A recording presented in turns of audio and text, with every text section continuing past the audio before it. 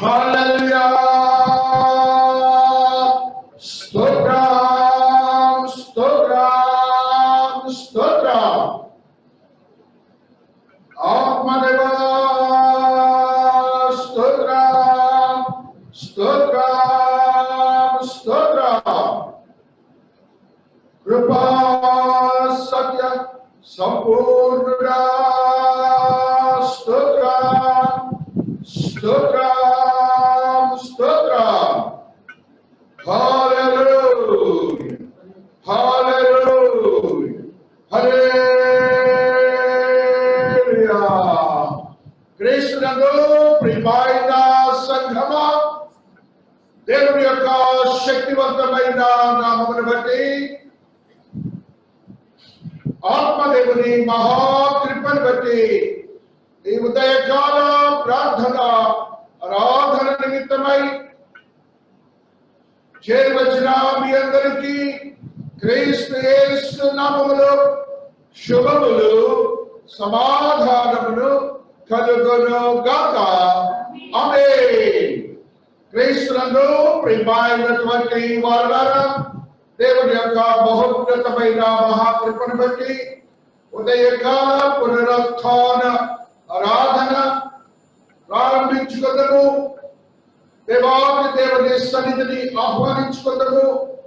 ఆత్మదేవుని యొక్క శక్తిని మనము కోరుకుంటున్నాం. ఆయన మనతో ఉండులాగునా, ఆయన మనతో ఆరాధన క్రమమంతా ఆయనే నడిపించుకునేలాగునా మనము ప్రార్థనలు కొనసాగుదాం. శక్తివంతమైన దేవా, మీ పాద సన్నిధిలో ఉన్నాం తండ్రి. ఈ ఉదయకాల పునరుత్థాన ఆరాధన నిమిత్తమై నైనా మీరు మమ్మల్ని చేకూర్చిన విధానాన్ని బట్టి స్తోత్రాలు చెల్లించుకుంటున్నాను. మీ కృపలో భద్రపరిచిన విధానాన్ని బట్టి కృతజ్ఞతాభివందనములు చెల్లించుకుంటున్నాను. త్రియేక దేవుని మందిరమును మందిర విశ్వాసులను నైనా మీరు ఆత్మీయంగా బలపరుస్తున్నైనా ప్రతినిత్యము మీ సన్నిధికినైనా చేకూర్చున్న విధానాన్ని బట్టి కూడా కృతజ్ఞతాభివందనములు చెల్లించుకుంటున్నాను. వచ్చిన బిడ్డలను మీరు ఆశీర్వదించండి నాయనా, వారి వారి కుటుంబములను ఆశీర్వదించండి నాయనా. అదే రీతినైనా వస్తున్న బిడ్డలకు ఏ విధమైన ఆటంకం లేకుండా మీ కృప మాత్రమే సిద్ధీకరింపబడును గాక. శక్తివంతమైన స్థితిగతులే అనుగ్రహించబడును గాక. ఆత్మదేవుని శక్తిని స్థిరపరచబడును గాక. ఆది నుంచి అంతం వరకు నాయనా మీరే ఆరాధన క్రమాన్ని నడిపించుకునండి. ప్రార్థనలను, ప్రార్థనలను, వాక్యోపదేశములను, అదే రీతిగా సంస్కారాలను, ఆత్మీయతను బలపరిచినందుకు స్తుతులు స్తోత్రాలు. ఆత్మతో నింపబడిన ప్రతి పరిస్థితిని సిద్ధపరిచినందుకు కృతజ్ఞతలు. కృపా సత్య సంపూర్ణ మీరే మహిమపరచబడుతున్నందుకు స్తోత్రాలు. తద్రీతిగా ప్రాంతం నుంచి కూడా వీక్షిస్తున్న పిల్లలను ఆశీర్వాదకరంగా మార్చలేదైనా పరిశుద్ధాత్మ కార్యములే నా బిడ్డ పక్షంగా జరిగించుకోండి. వాతావరణంలో మీ అదుపులో పెట్టుకొని మీరు మాత్రమే మహిమపరచబడుగాక. యేసు నామమున అడుగుచున్నాము తండ్రి. ఆమేన్ ఆమేన్. హల్లెలూయా హల్లెలూయా హల్లెలూయా. స్తోత్రం. 10:46. హల్లెలూయా. స్తోత్రం స్తోత్రం స్తోత్రం. హల్లెలూయా. ఆత్మదేవా స్తోత్రం. 1046 పాఠం అత్యున్నత సింహాసనంపై అనే పాఠం మనం పాడుతున్నాం. 1046 పాఠం పాడుతున్నాం. అత్యున్నత సింహాసనముపై ఆసీనుడవైన నా దేవా, అత్యంత ప్రేమ స్వరూపిణి నీవే, ఆరాధించును నిన్నే. అత్యంత ప్రేమ స్వరూపిణి నీవే, ఆరాధించును నిన్నే.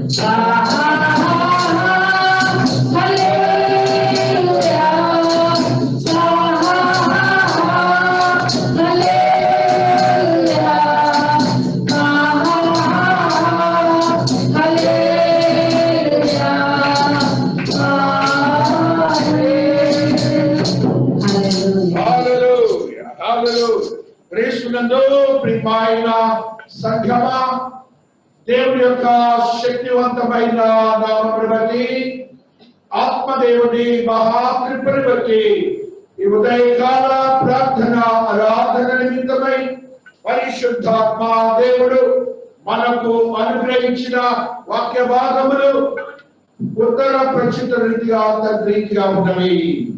యోహాను సువార్త 4వ అధ్యాయము 1వ వచనము నుండి 74వ వచనము వరకు ఉత్తర ప్రచిత రీతిగా మనము చదువుకుందాము. క్రొత్త నిబంధనలోని 82వ పుటలో గల 4వ అధ్యాయము 1వ వచనమును అనుసరించవలసినది. 74వ వచనము అందరమును కలిసి ధ్యానింతుము. 1వ వచన ప్రారంభము. యోహాను కంటే యేసు ఎక్కువ మందిని శిష్యులుగా చేసుకొని వారికి బాప్తిస్మం ఇచ్చుతున్న సంగతి పరిసయ్యులు వినిరని ప్రభువునకు తెలిసినప్పుడు గలిలయ దేశమునకు తిరిగి వెళ్ళెను. అయినను యేసే బాప్తిస్మం ఇయ్యలేదు, కానీ ఆయన శిష్యులు ఇచ్చుచుండిరి. ఆయన సమరయ మార్గమున వెళ్ళవలసి వచ్చిన కనుక యాకోబు తన కుమారుడైన యేసోపుకి ఇచ్చిన భూమి దగ్గరనున్న సమరయలోని సుఖారను ఒక ఊరికి వచ్చెను. అక్కడ యాకోబు వారు ఉండేది కనుక యేసు ప్రయాణం వలన అలసిన రీతిని ఆ బావి ఎదుట కూర్చుండెను. అప్పటికి ఇంచుమించు 12 గంటలు. సమరయ స్త్రీ ఒకటే నీళ్లు చేదుకొనుటకు అక్కడికి రాగా యేసు నాకు దాహమునకిమ్మని ఆమెను అడిగెను. ఆయన శిష్యులు ఆహారం కొరకు ఊరిలోకి వెళ్ళి ఉన్నది. ఆ సమరయ స్త్రీ, యూదుడవైన నీవు సమరయ స్త్రీనైన నన్ను దాహమునకిమ్మని ఎలా అడుగుచున్నావని ఆయనతో చెప్పెను. ఏలయనగా యూదులు సమరయులతో సాంగత్యము చేయరు. అందుకే యేసు, నీవు దేవుని వరమును నాకు దాహమునకిమ్మని నిన్ను అడుగుతున్న వాడెవడో అడిగి ఎరిగితే నీవు ఆయనను అడుగుదువు, ఆయన నీకు జీవజలమిచ్చునని ఆమెతో చెప్పాను. అప్పుడు ఆ స్త్రీ, అయ్యా, ఈ బావి లోతైనది, చేదు కొరటకు నీకేమీ లేదే, ఆ జీవజలము ఎలాగూ నీకు దొరుకును? తాను తన కుమారుడును పశువులను ఈ బావి నీళ్ళు త్రాగి మాకిచ్చిన మన తండ్రి అయిన యాకోబు కంటే నీవు గొప్పవాడవా అని ఆయనను అడిగాను. అందుకు యేసు, ఈ నీళ్లు త్రాగు ప్రతి వాడును మరలా తప్పికొనును. వాడు ఎన్నడూ తప్పుగలడు. నేను వారికి ఇచ్చి నీళ్లు నిత్య జీవులుగా వారిలో ఊరే నీటి బుడుగా ఉండనని ఆమెతో చెప్పాను. ఆ స్త్రీ ఆయనను చూచి, అయ్యా, నేను దప్పి కొనకుండానట్లును చేదు కొనుటకు ఇంత దూరము రాకుండానట్లును ఆ నీళ్లు నాకు కొనుటకు ఇంత దూరము రాకుండానట్లును ఆ నీళ్లు నాకు దయచేయమని అడుగగా,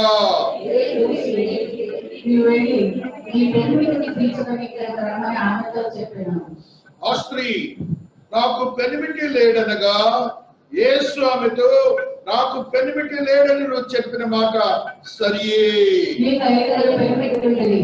ఇప్పుడు ఒకవాడు నీ పెనిమిటి కాడు, సత్యమే చెప్పినవలెను. అప్పుడు ఆ స్త్రీ, అయ్యా, నీవు ప్రవక్తవని గ్రహించుచున్నాను. మా పిల్లలు ఈ ప్రవక్తనకు ఆరాధించే గాని ఆరాధింపవలసిన స్థలం యెరూషలేములో ఉన్నదని మీరు చెప్పుదరని ఆయనతో అనగా యేసు ఆమెతో ఇట్లనెను. అమ్మా, ఒక కాలము వచ్చుచున్నది, ఆ కాలమందు ఈ పర్వతము మీదనైనను యెరూషలేములోనైనను మీరు తండ్రిని ఆరాధింపరు, నా మాట నమ్మము. ఆరాధించేవారు మేము మాకు తెలిసిన దానిని ఆరాధించేవారము. రక్షణ యూదులలో నుండి కలుగుతున్నది. అయితే యథార్థముగా ఆరాధించువారు ఆత్మతోను సత్యముతోను తండ్రిని ఆరాధించు కాలము వచ్చుచున్నది, అది ఇప్పుడును వచ్చేయున్నది. తన్ను ఆరాధించువారు అట్టి వారే కావాలని తండ్రి కోరుచున్నాడు. ఆయన ఆరాధించేవారు ఆత్మతోనూ సత్యముతోనూ ఆరాధింపవలెను. ఆ స్త్రీ ఆయనతో, క్రీస్తనబడిన మెస్సియా వచ్చునని నేను ఎరుగుతున్నాను. ఆయన వచ్చినప్పుడు మాకు సమస్తమును తెలియచేయనని చెప్పగా, యేసు నీతో మాట్లాడుతున్న మేమే ఆయనని ఆమెతో చెప్పాను. ఇంతలో ఆయన శిష్యులు వచ్చి ఆయన స్త్రీతో మాట్లాడుట చూచి ఆశ్చర్యపడి, కానీ నీకేమి కావాలని అయినను ఈమెతో ఎందుకు మాట్లాడుచున్నామని అయినను ఎవడను అడగలేదు.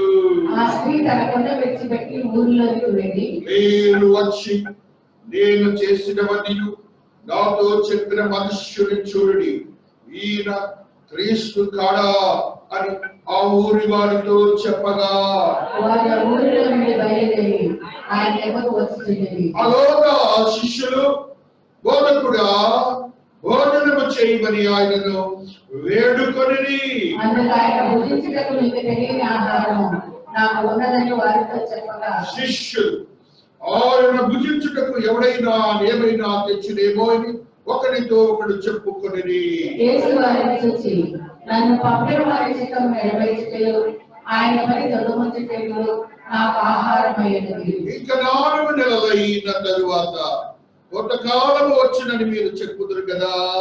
ఇదిగో మీ కన్నులెత్తి పొలములను చూడుడి, అవి ఇప్పుడే తెల్లవారి కోతకు వచ్చి ఉన్నవని మీతో చెప్పుచున్నాను. విత్తువాడును కోయవాడును కూడా సంతోషించినట్లు కోయవాడు జీతం పుచ్చుకొని నిత్య జీవార్థమైన ఫలము సమకూర్చుకొనుచున్నాడు. విత్తువాడొకడు కోయవాడొకడు అన్న మాట ఈ విషయంలో సత్యమే. మీరు దేనిని గురించి కష్టపడలేదు, దాన్ని కోయటకు మిమ్మల్ని పంపుతుంది. ఇతరులు కష్టపడి మీరు వారి కష్టపడులో ప్రవేశించుతున్నారని చెప్పారు. నేను చేసినవన్నీ నాతో చెప్పానని సాక్ష్యం ఇచ్చిన స్త్రీ యొక్క మాటను బట్టి ఆ ఊరిలోని సమరయ్యలో అనేకులు ఆయన యందు విశ్వాసం ఉంచిరి. ఆ సమరయ్య ఆయన దగ్గరికి వచ్చి తమ ఎంత ఉండమని ఆయన వేడుకొని కనుక ఆయన ఇక్కడ 2 దినములు ఉండెను. ఆయన మాటలు వినినందున ఇకను అనేకులు నమ్మి ఆ స్త్రీని చూచి, ఇక మీదట నీవు చెప్పిన మాటను బట్టి కాక మా మటుకు మేము విని ఈయన నిజముగా లోకరక్షకుడు తెలుసుకొని నమ్ముతున్నామని. ఆ 2 దినములైన తరువాత ఆయన ఎక్కడ నుండి బయలుదేరి గలిలయకు వెళ్ళెను.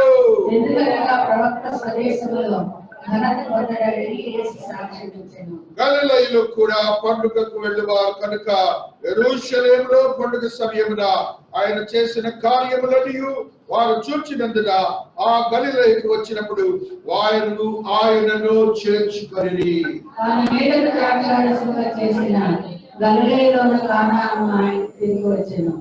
అప్పుడు కపెర్నహూములో ఒక ప్రధాన యాజకుని కుమారుడు రోగి అయి ఉండెను.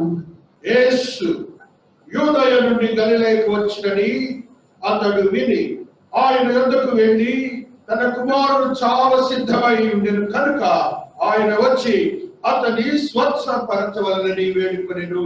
యేసు సూచక్రియలలో మహాకార్యములను చూడకంటే ఎంత మాత్రము నమ్మరని అతనితో చెప్పింది. అందుకు ప్రధాని, ప్రభువా, నా కుమారుడు చావక మునిపే రమ్మని ఆయనను వేడుకొనెను. యేసు నీవు వెళ్ళుము, నీ కుమారుడు బ్రతికినాడని అతనితో చెప్పగా ఆ మనిషి యేసు తనతో చెప్పిన మాట నమ్మి వెళ్ళిపోయాడు. అతడు ఇంకా వెళ్ళొచ్చుండగా అతని దాసులు అతనికి ఎదురుగా వచ్చి అతని కుమారుడు బ్రతికి ఉన్నాడని తెలియచెప్పిరి. ఏ గంటకు వాడు బాగుపడసాగని వారిని అడిగినప్పుడు వారు నిన్న 1 గంటకు జ్వరపు వారిని విడిచినని అతనితో చెప్పిరి. నీ కుమారుడు బ్రతికి ఉన్నాడని యేసు తనతో చెప్పిన గంట అదే అని తండ్రి తెలుసుకొనెను కనుక అతడును అతని ఇంటి వారందరూ నమ్మిన అందరూ కలిసి ధ్యానింతుము. ఇది యేసు యూదయ నుండి గలిలయకు వచ్చి చేసిన 2వ సూచక క్రియ. దేవుడు ఈ పరిశుద్ధ వాక్యమును దీవించి ఆశీర్వదించును గాక. ఆమేన్, ఆమేన్. హల్లెలూయా, హల్లెలూయా. స్తోత్రం, స్తోత్రం, స్తోత్రం, స్తోత్రం. హల్లెలూయా, హల్లెలూయా. Power of the Lord is working on you. Hallelujah. స్తోత్రం, స్తోత్రం, స్తోత్రం. Hallelujah, hallelujah. క్రీస్తునందు ప్రియమైన సంఘమా, దేవుని యొక్క శక్తివంతమైన నామమును బట్టి, ఆత్మదేవుని మహాకృపను బట్టి ఈ పునరుత్థాన ఉదయకాల ఆరాధన నిమిత్తమై పరిశుద్ధాత్మ దేవుడు మనకు అనుగ్రహించిన వాక్య భాగము తద్రీతిగా ఉన్నది. లూకా సువార్త 22వ అధ్యాయము 7వ వచనము నుండి 17వ వచనము వరకు వాక్యమును పఠించుకుందాము. ఏకీభవించండి. హల్లెలూయా, హల్లెలూయా, హల్లెలూయా. స్తోత్రం, స్తోత్రం, స్తోత్రం. హల్లెలూయా. పస్కా అనబడిన పులియని రొట్టెల పండుగ సమీపించెను. ప్రధాన యాజకులను శాస్త్రులను ప్రజలకు భయపడిన కనుక ఆయనను ఎలాగూ చంపుతామని ఉపాయము వెదకుచుండిరి. అంతటా 12 మంది శిష్యుల సంఖ్యలో చేరిన ఇస్కరియోతు అనబడిన యూదాలు సాతాను ప్రవేశించను కనుక వాడు వెళ్ళి ఆయనను వారికి ఎలాగో అప్పగింపవచ్చునో దానిని గురించి ప్రధాన యాజకులతోనూ అధిపతులతోనూ మాట్లాడాను. అందుకు వారు సంతోషించి వారికి ద్రవ్యం ఇచ్చి సమ్మతించి వాడు అందుకు ఒప్పుకొని జన సమూహము లేనప్పుడు ఆయనను వారికి అప్పగించడానికి తగిన సమయము వెదకుచుండెను. పస్కా పశువులు వధింపవలసిన పులియని రొట్టెల దినము రాగా యేసు పేతురును యోహానును చూచి మీరు వెళ్ళి మనము భుజించుటకై పస్కాను మన కొరకు సిద్ధపరచుడని వారిని పంపెను. వారు మేమెక్కడ సిద్ధపరచగోరుచున్నామని ఆయనను అడుగగా ఆయన ఇదిగో మీరు పట్టణములో ప్రవేశించినప్పుడు నీళ్ల కుండ మోసుకొని పోవచ్చున్న ఒకడు మీకు ఎదురుగా వచ్చును. అతడు ప్రవేశించు ఇంటిలోనికి అతని వెంట వెళ్ళి నేను నా శిష్యులతో కూడా పస్కాను భుజించుటకు వీడి గది ఎక్కడనని బోధకుడు నిన్ను అడుగుచున్నాడని ఇంటి యజమానులతో చెప్పుడి. అతడు సామాగ్రి గల ఒక గొప్ప మేడగది మీకు చూపించును, అక్కడ సిద్ధపరచుడని వారితో చెప్పాను. వారు వెళ్ళి ఆయన తమతో చెప్పినట్టు కనుగొని పస్కాను సిద్ధపరచని. ఆ గడియ వచ్చినప్పుడు ఆయనయు ఆయనతో కూడా అపొస్తలులను పంక్తిని కూర్చుండిరి. అప్పుడు ఆయన నేను శ్రమ పడక మునుపు మీతో కూడా ఈ పస్కాను భుజింపవలనని మిక్కిలి ఆశపడితిని. దేవుడు ఈ పరిశుద్ధ వాక్యమును దీవించి ఆశీర్వదించునుగాక. ఆమేన్. దేవుడి నామములో చేరి వచ్చిన సంఘమందరికీ నా వందనాలు తెలియజేస్తున్నాను. నా పునరుద్ధార దీవెనలు మీకు ప్రకటిస్తున్నాను. దేవుడు మిమ్మల్ని దీవించి ఆశీర్వదించును గాక.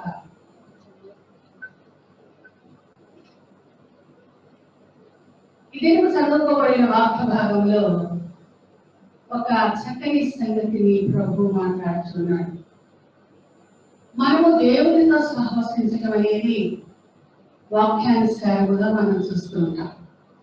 కానీ ఇక్కడ ప్రభు మనతో సహవసించాలని ఆశపడుతున్నాడని ఈ వాక్య భాగంలో వ్రాయబడి ఉన్నది. నేను 15వ వచనాన్ని మరొకసారి చదువుకుందాం. నేను శ్రమ పడక చదవండి అన్నమాట. అప్పుడు ఆయన నేను శ్రమ పడక మునుపు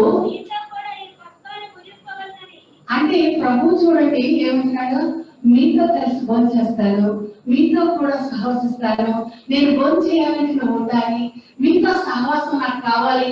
ఎంత గొప్ప మాట చూడండి. మనము దేవుని సహవాసాన్ని కోరుకుంటాం అనేది సత్యం. మానవుడు దేవుని సహవాసాన్ని కోరుకుంటాడు, దేవుని సహవాసం కొరకు ప్రయాసపడతాడు, ఆశపడతాడు. మరి ఆ అనుభవమే. కానీ ఇక్కడ ప్రభువు మన సహవాసం కోరుకుంటున్నాడండి. పస్కాను భుజించడానికి అంటున్నాడు, నేను శ్రమ పడక మునుపు మీతో కూడా ఆశపడుతున్నాను అంటున్నాడు. అంటే దేవుడు మానవుతో సహవసించాలనే ఆశ దేవునిలో ఉన్నట్లు మనం చూస్తున్నాం. అలాగే ఏదైనా తోటలో కూడా రోజు సాయంకాలం పూట తన బిడ్డలైన వారితో సహవసించడానికి కదండి తండ్రి దేవుడు వచ్చాడు. కాబట్టి మానవుని సహవాసం దేవుడు కోరుకుంటున్నాడని తండ్రి విషయంలో మనం చూస్తున్నాం. ఇక్కడ కుమారుడు విషయంలో కూడా ఇదిగో నేను శ్రమ పడక మునుపు, నేను ఈ లోకమును విడిచిపెట్టక మునుపు నేను మీతో కలిసి భోజనం చేయాలి అని అనుకున్నాను. చాలా మంది కూడా గొప్ప గొప్ప వాళ్ళు ఎవరైనా వస్తే అబ్బా వాళ్ళతో పాటు పంక్తిలో నేను భోజనం చేశాను, మినిస్టర్ గారి పంక్తిలో నేనున్నా, ఏదో గొప్పవారితో సహవసించి నేను భోజనం చేశానని ఈ రీతిగా ప్రభువు వారు చూడండి మానవునితో సహవసించి మానవుని సహవాసంలో ఆయన విందు ఆరగించాలని ఆశపడుతున్నారు. కాబట్టి మనము దేవునితో సహవసించడమే కాదండి, దేవుడు మనతో సహవసిస్తున్నాడని దేవుని వాక్యం ద్వారా మనం చూస్తూ ఉన్నాం. అపోస్తుల సహవాసాన్ని ప్రభు కోరుకుంటున్నట్లుగా మనం చూస్తున్నాం. అపోస్తులు ప్రభువుతో సహవసించడానికి అపోస్తులు కోరుకున్నట్టుగా లేదు, కానీ ప్రభువే మీతో కూడాలి అపోస్తుల సహవాసాన్ని కోరుకుంటున్నట్లుగా మనం చూస్తూ ఉన్నాం. చూడండి, ప్రభు ఇక్కడ 33 సంవత్సరాల యుగంలో ఆయన జీవించిన వాడుగా ఉంటున్నాడు. ఆయన మరి మొదటి నెల నుంచి మొదటి సంవత్సరం నుంచి ఆయన భుజించినా భుజించకపోయినా పస్కా విషయంలో మరి ఆయన 33 పస్కాలు ఆయన చూసి ఉంటాడు. ఇప్పుడు మరి చివరి పస్కా, ఆయన మరణానికి ముందు చివరి పస్కాలు ఆయన ఉన్నట్లుగా మనం చూస్తున్నాం. ఆయన జీవితంలో మరి 33 పస్కాలు తల్లిదండ్రులతో ఎక్కడ ఆరగించాడో, మరి ఎక్కడ దానిని అనుభవించారో, ఎక్కడ దానిని మరి విందు చేసుకున్నారో ఆ విషయాలైతే మనకు తెలియదు. కానీ ఈ చివరి పస్కాన్ని గురించి మాత్రము ఒక అద్భుతమైన, ఒక ఆశ్చర్యకరమైన సత్యాన్ని దేవుడు చెప్తున్నాడు. మీ సహవాసం నాకు కావాలి అంటున్నాడు. దేవునికి మన సహవాసం అవసరం. దేవుడు నీ సహవాసాన్ని కోరుకుంటున్నాడు. అందుకే దేవుడు అంటున్నాడు, ఇదిగో నేను మరి శ్రమ పడక మునుపు మీతో కూడా ఈ పస్కా భుజించాలని ఆశపడుతున్నాను అంటున్నాడు. మనతో ఆయన భుజించాలని దేవునికి ఆశ. కాబట్టి అపొస్తలుల పంక్తిలో ప్రభు కూర్చుని వారి సహవాసాన్ని కోరుకుంటున్నాడు. దేవుడిని సహవాసాన్ని కోరుకుంటున్నాడని నీకు తెలియాలి. అపొస్తలుల సహవాసమే కాదని నీ సహవాసం కూడా దేవుడు ఆనందిస్తాడు మరి అని మనం ఎరగాలని దేవుడు మాట్లాడుతున్నట్లుగా మనం చూస్తూ ఉన్నాం. ఇక్కడ ప్రధానమైన పస్కాన్ని చూస్తున్నాం. ఈ పస్కా ఒక గొప్ప మేడగదిలో ఆచరించినట్లుగా చూస్తున్నాం. 12వ వచనంలో ఏం రాయబడిందో చూడండి. అక్కడ చక్కగా మరి లూకా సువార్త 22వ అధ్యాయము 12వ వచనంలో చక్కగా వ్రాయబడి ఉన్నది. సామాగ్రి కలిగిన గొప్ప మేడగదిని మీకు చూపించను. ఇది ఎవరిది అని అంటే మరి ఇశ్రాయేలీయుల వారికి స్పష్టంగా అర్థమవుతుంది. ఇది బర్నబా అని మారు పేరు, యోహాను అని మారు పేరు కలిగిన బర్నబా గృహము, బర్నబా ఇల్లు అని. అక్కడే అది అప్పర్ రూమ్ కలిగి మరి వారి సొంత గృహం కూడా అక్కడ ఉంటుంది. మారు పేరు కలిగిన బర్నబా గృహం అని. ఆ నీటి కుండ మోసుకొని వస్తున్న వాడు కూడా బర్నబాయే. ఆ బర్నబా మరి ఆ శిష్యుల కొరకు ఆ మేడ గదిని, ఆ సామాన్లు కలిగిన మంచి సామాగ్రి కలిగిన ఆ గొప్ప మేడ గది అని వ్రాయబడింది. ఆ గొప్ప మేడ గదిలో మరి అమర్చబడిన ఆ సామాగ్రి కలిగిన అక్కడ విందుని ప్రభు కొరకు పస్కాన్ని శిష్యులు సిద్ధం చేసినట్లుగా మనం చూస్తున్నాం. అక్కడే మరి ఆ కొంచెం 4 అడుగులు ఇక్కడ నుంచి ఆ ఎదురుగుండా మరి స్వాతి అంత దూరంలోనే బర్నబాస్ హౌస్ కూడా ఉంటది. అక్కడే ఒక దేవాలయం కూడా ఉంటది. మరియమ్మ కూడా మరి బర్నబా యొక్క మదర్తో కలిసి ఆమె జీవితం అంతా కూడా ఆ గృహంలో మరి యోహాను మరి శిష్యులందరూ సాయంకాలం పూట అక్కడ కలుసుకునేవారు. మరియమ్మను కూడా యేసుక్రీస్తు ప్రభువు చనిపోయిన తర్వాత అక్కడే ఉంచినట్లుగా ఆ గృహము వెళ్ళినప్పుడు మనం చూస్తాం. ఆ మరణం కూడా అక్కడ గృహంలోనే మరియ చనిపోయినట్లుగా అక్కడికి వెళ్ళిన వారికి అక్కడ చరిత్రను వారు చెబుతూ చూపిస్తూ ఉంటారన్నమాట. కాబట్టి ఒక గొప్ప మేడగది అని చెప్పబడినట్లుగా మనం చూస్తున్నాం. ఎందుకని గొప్ప మేడగదిగా చెప్పబడిందంటే క్రింద మరి దావీదు సమాధి ఉంటదండి. దావీదు సమాధి ఉంటుంది. దావీదు సమాధి పైన అపరూపం ఉంటుంది. అది గొప్ప మేడగది. సమాధిలో నుంచి వెళ్ళాలి. దావీదు మహారాజు, ఆయన గొప్ప రాజు కనుక ఆ రాజు మరి కుమారుడుగా యేసు ప్రభు వారు దావీదు కుమారుడుగా పిలువబడుతున్నాడు కనుక ఎవరైనా కూడా రాజు దగ్గర తల వంచి వెళ్ళవలసిందే.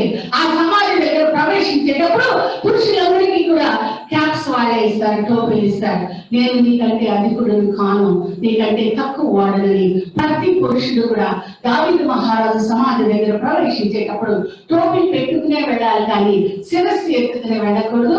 స్త్రీ ముసుగు వేసుకుని తల వంచుకుని ప్రవేశించాలి. కాబట్టి భూ సంబంధమైన రాజుకి, మరణించిన ఆ రాజుకి, దావీదు మహారాజుకి యూదా జనాంగము అంత గౌరవం ఇస్తూ ఉంటే రాజులకు రాజు, ప్రభువులకు ప్రభు అయిన నీ దేవుని విషయంలో నువ్వు ఎంతగా ఘనపరుస్తున్నావు, ఎంతగా మహిమపరుస్తున్నావు, ఎంతగా నీ జీవితంలో ఆయనకు లోబడగలుగుతున్నావో దేవుడు మనతో మాట్లాడుతున్నట్లుగా మనం చూస్తున్నాం. అది గొప్ప మేడగది. ఎందుకంటే గొప్ప రాజైన దావీదు మహారాజు సమాధి మీద ఆ ఆపరు ఆ మేడగదిలో ఈ పస్కాను ఆచరించినట్లుగా దేవుని వాక్యంలో మనం చూస్తూ ఉన్నాం.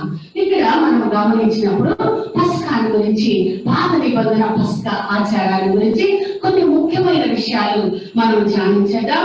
పాత నిబంధనలో పస్కా మనం గమనించినప్పుడు నిర్గమకాండం 12వ అధ్యాయము 43 నుంచి 48 వరకు చదివినప్పుడు ఎవరు ఈ పస్కాని ఆచరించాలి, ఆచరించేవారు ఎవరు అనేది రాయబడినట్లుగా కొన్ని వచనాలను మనం చదువుకుందాము. యెహోవా ఇట్లా నేను ఇది పస్కా పండుగకు వచ్చిన కట్టెర,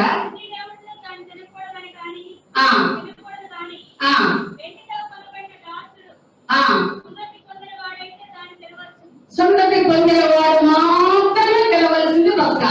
సున్నతి లేని వాడు తినకూడదు, సున్నతి చేయబడిన వాడు తినకూడదు. నాకు అనిపించింది ఏంటి ప్రభావం, చిన్నపిల్లలు వాళ్ళందరూ ఉంటారు అంటే పురుషులకి 8వ దినాన్ని సున్నతి చేస్తారు, బిడ్డ పుట్టిన 8వ దినాన్ని సున్నతి చేస్తాడు. వాడు 9 నెలలకు ఆహారం తిన్నా, సంవత్సరానికి ఆహారం తిన్నా వాడు పస్కాలో పాల్గొనడానికి యోగ్యుడది. 8వ దినమున సున్నతి చేయబడి, సున్నతి చేయబడిన ప్రతి వాడు కూడా పస్కాన్ని భుజించడానికి అర్హుడు. అప్పుడు నాకు అనిపించింది నిజమే కదా, మరి స్త్రీల సంగతి ఏంటి చెప్పలేదు, పురుషుడి విషయం చెప్పాడు. పురుషుడు ఆహారం తినబోయే సమయానికి సున్నతి చేయబడిన వాడుగా ఉంటాడు, వృద్ధుడైన వాడు కూడా సున్నతి చేయబడిన వాడు. కాబట్టి పస్కా భుజించడానికి మరి ఆ పురుషులందరూ కూడా బిడ్డలైనా కూడా చిన్నవారైనా పెద్దవారైనా ఎవరైనా యోగ్యులే కదా. మరి స్త్రీల సంగతి ఏమిటి అని నేను అనుకున్నప్పుడు 12వ అధ్యాయంలో కుటుంబంలో ఆచరించమని రాశారు. కుటుంబంలో స్త్రీలు ఉంటారు, పిల్లలు ఉంటారు. కాబట్టి కుటుంబ రక్షణ పురుషుని యొక్క సున్నతిని బట్టి, పురుషుని యొక్క యోగ్యతను బట్టి ఇశ్రాయేలీయుల రక్షణ, సామూహిక రక్షణ, కుటుంబ రక్షణ అని మనం చూస్తున్నాం. అందుకనే జగ్గి దగ్గరికి వచ్చేటప్పుడు పొట్టి జగ్గి మరి వచ్చినప్పుడు ప్రభు అంటారు, ఇదిగో నీ ఇంటికి రక్షణ వచ్చింది అంటే ఒక పురుషుడు మార్పు చెందితే, ఒక పురుషుడు మారు మనసు పొందితే, ఒక పురుషుడు ఆయన గనక ఆత్మీయ స్థితిలో బలవంతంగా ఉండి ఆ ఇంటికి రక్షణ వచ్చింది. స్త్రీలను బట్టి బిడ్డలను బట్టి కాదు, ఒక పురుషుని బట్టి కుటుంబానికి రక్షణ. నేను అదే అనుకున్నా, ఒకవేళ స్త్రీల గురించి పిల్లల గురించి వ్రాయలేదు, పురుషుడు సున్నతి చేయబడి ఆయనకు కలిగిన పిల్లలు, ఆయనకు భార్యగా చేయబడిన భార్య కూడా కుటుంబంలో ఉన్నది కాబట్టి యోగ్యతను అనుభవిస్తున్నారేమో మీరు అని నాకు అప్పుడు అర్థమైంది. కాబట్టి సున్నతి చేయబడిన ప్రతి వాడు కూడా ఈ పస్కాన్ని ఆచరించాలని దేవుడు తెలియజేస్తున్నాడు. చదవమ్మా.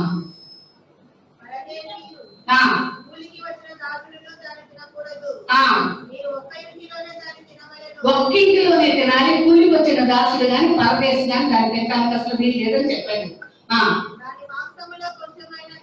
దాని మాంసములో కొంచెమైనను పోకూడదు. చాలమ్మా. మీరు గమనించినప్పుడు ఆ కుటుంబాన్ని వరకు ఎంత నియమించుకున్నారో దానిని తీసుకొని ఆ పస్కా పశువులు వధించి రక్తాన్ని మరి నిలువు కమ్మికి అడ్డ కమ్మికి రాసి మాంసాన్ని తీసుకుని గృహంలోనికి వెళ్ళి ఆ గృహంలోనే ఆ కుటుంబము దానిని పూజించాలి. మిగిలితే ఉదయాన్నే కాల్చివేయాలి, దాన్ని పారవేయటం కానీ ఏ రీతిగా దాన్ని మరి వాసన కొట్టేటట్టుగా ఉంచకూడదని కూడా ఆ సత్యాలను కూడా దేవుడు రాసినట్లుగా మనం చూస్తున్నాం.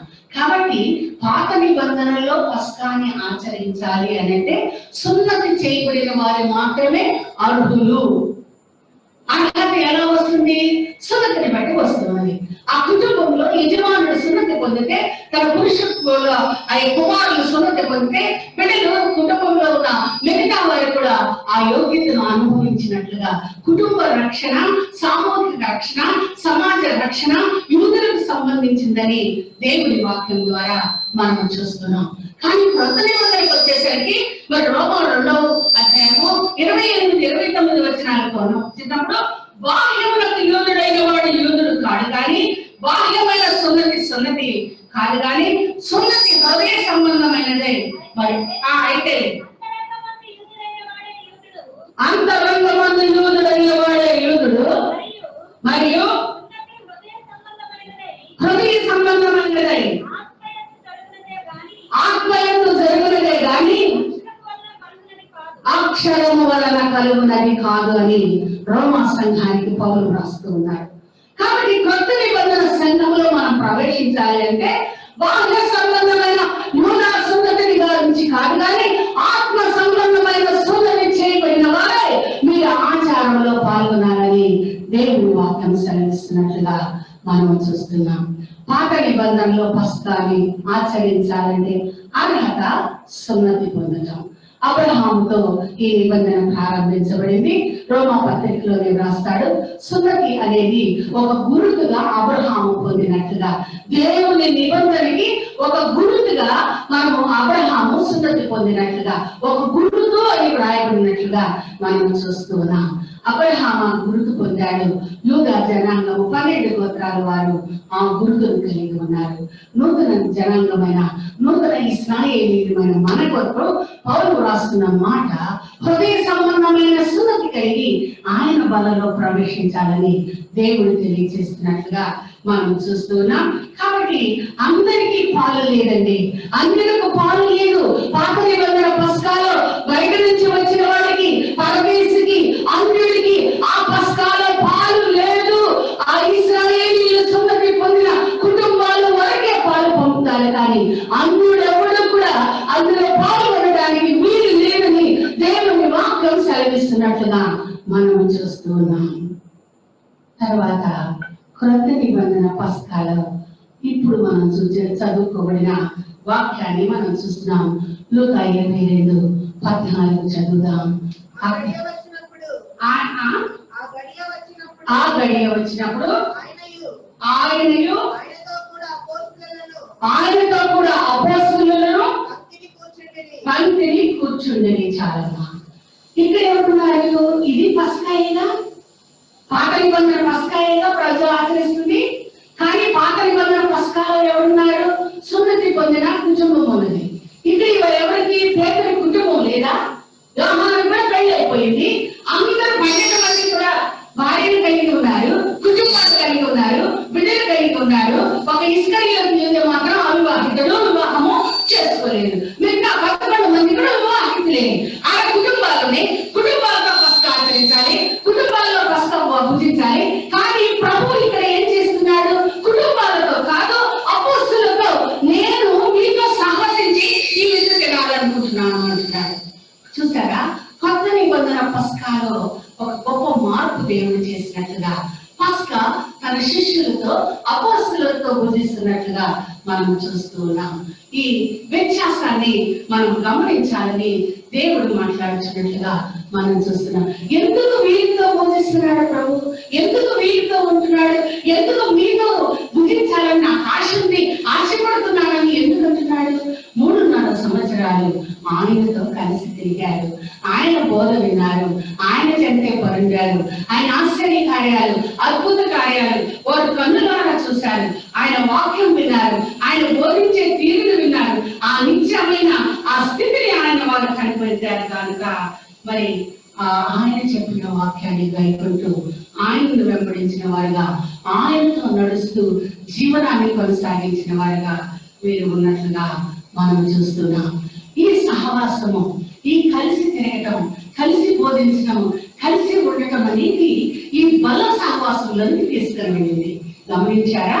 కుటుంబంతో ఆచరించవలసిన పస్కా ప్రతి ఒక్కరి కుటుంబం కలిగి ఉన్నారు. కానీ దేవునితో సహవసించిన తర్వాత, దేవునితో సహవాసం ఏర్పడిన తర్వాత ఆ దేవుని సహవాసంలో ఈ విందు ఆరాధించడం ప్రారంభించబడినట్లుగా మనం చూస్తున్నాం. ఎవరైతే దేవుని సహవాసం కలిగి ఉంటారో, ఎవరైతే దేవుని వాక్యం వింటారో, ఎవరైతే దేవుని వాక్యాన్ని కనుగొంటారో, ఎవరైతే దేవుడు నిజమైన దేవుడని గ్రహిస్తారో, ఎవరైతే దేవుడిని ఎరిగారో వారు మాత్రమే ఈ పస్కాలో స్థానం ఉన్నట్లుగా మనం చూస్తూ ఉన్నాం. ఇక్కడ ఎవరైనా అన్నిటి ఉన్నారండి? ఎవరు కూడా లేరు. ఇక్కడ ఎవరు ఉన్నట్లుగా మనం చూస్తూ ఉన్నాం. కాబట్టి ఆయనతో నడుస్తూ జీవిస్తున్న వారు మాత్రమే ఈ బలలో ఉన్నట్లుగా మనం చూస్తున్నాం. ఒక విధంగా చెప్పాలంటే తన మేడగది ఇచ్చాడు, అన్ని అరేంజ్ చేశాడు. వర్ణవాకుండా సహవాసము అపోస్తులు కాకుండా ఎవరికైనా వచ్చారా? ఒక్క వ్యక్తి వచ్చారా? యోహాను తల్లి ఎక్కడే ఉంటది, వాళ్ళ ఇంట్లోనే ఉంటది. కానీ ప్రభు ఏంటో ఫస్ట్ ఇక్కడ బోధిస్తున్నారు. మరి కూడా మేము కూడా కుటుంబ సభ్యులమే, మా భర్తలు ఇక్కడ ఉన్నారు కదా అని ఎవరైనా వచ్చారు ఆ మేడ గదిలోకి? ఎవరూ రాలా. ఆయన శిష్యులు మాత్రమే అక్కడ ఉన్నట్లుగా మనం చూస్తున్నాం.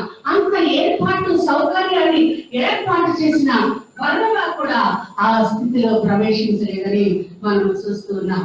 కాబట్టి పాత నిబంధన సున్నతికి కొత్త నిబంధన ఉన్న సున్నతికి హృదయ సున్నతిలోనికి దేవుడు అప్పుడు మార్పు చెందించాడు. హృదయాలు మార్చబడిన తర్వాత మార్పు చెందిన హృదయాలతో హృదయ సున్నతి పొందిన తర్వాత ఆ 12 అపోస్తలులతో ప్రభు ఆచరించడానికి ఇష్టపడ్డాడు. ఆ మార్పు బాహ్యమైన స్థితి మార్చబడింది, బాహ్యమైన స్థితి త్రోసివేయబడింది, నూతన స్థితి ప్రవేశించబడినట్లుగా దేవుని వాక్యాన్ని మనం చూస్తూ ఉన్నాం. ఎంత గొప్ప ఆధిక్యత చూడండి.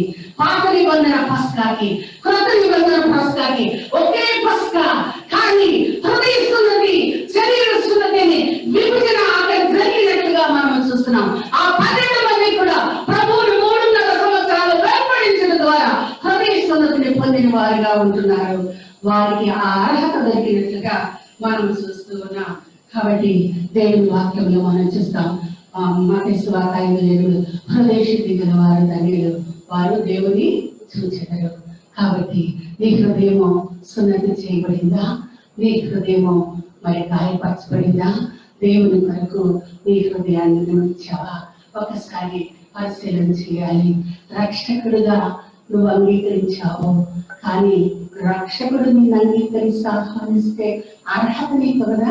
రక్షకుడుగా నువ్వు అంగీకరించావు, నీ నోటితో నువ్వు ఒప్పుకుంటున్నావు, కానీ అదే రక్షకుడు నిన్ను సహవసించాలని నిన్ను ఆహ్వానించే ఆత్మీయ సున్నతి పొందిన స్థితిలో నువ్వు ఉన్నావో లేదో నువ్వు పరిశీలన చేసుకోమని దేవుడి ఉదయకాల స్థానంలో మనతో మాట్లాడుతున్నాడు. కాబట్టి అటువంటి స్థితి లేకపోతే ఆయన సహవాసంలో నీకు పాలు లేదు, ఆయన సహవాసంలో కోల్పోతావు. ఆయన సహవసించాలంటే, నీతో సహవసించాలంటే ఆయన నీతో ఉండడానికి ఆయన ఇష్టపడాలి. దేవుడు అది కోరుకుంటున్నాడు. పాత నిబంధన పస్కాకి కొత్త నిబంధన పస్కాకి ఉన్న వ్యత్యాసమదే.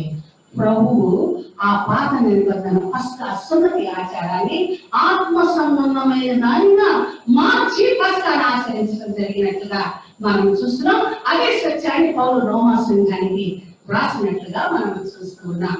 మూడవదిగా మనం గమనించినప్పుడు ఎవరు అర్హులు అని మనం గమనించాలి. నిజమే, అప్పుడైతే యేసయ్య 12 మంది శిష్యులు ఉన్నారు కాబట్టి 12 మంది శిష్యులు ఆయనతో తిరిగారు కాబట్టి ఆయన పస్కా భుజించడానికి అర్హులు. కానీ ఈ క్రొత్త నిబంధన అనుభవంలోకి మనం ఎలా అర్హులు అవుతామని మనం గమనించినప్పుడు మత్తయి సువార్త 16వ అధ్యాయం 13 నుంచి 16 కానీ 16వ వచనాన్ని చదువుకుందాం. మత్తయి సువార్త 16వ అధ్యాయము 13 నుంచి 16 వరకు చదువుకొని 16వ వచనాన్ని చదువుకుందాం. సీమోను పేతురు 15వ వచనాన్ని చదవండి ఒకసారి. అందుకు ఆయన, మీరైతే లోకంలో వాళ్ళందరూ రకరకాలుగా అంటున్నారు. నేను యోసేపు కుమారుని అంటాడు, మరి నన్ను ప్రవక్త అంటున్నారు, నన్ను ఇలా రకరకాలుగా అంటున్నారు. కానీ అసలు నాతో తిరుగుతున్నారు ఇక్కడ 3.5 సంవత్సరాల నుంచి. ఏమనుకుంటున్నారు మీరు నన్ను గురించి? ఏమని అనుకుంటున్నారు మీరు నన్ను గురించి అని ప్రభు అడిగారు. ప్రభు అడిగినప్పుడు సీమోను పేతురు అంటాడు, నువ్వు సజీవుడు అయిన దేవుని కుమారుడు అని క్రీస్తు అని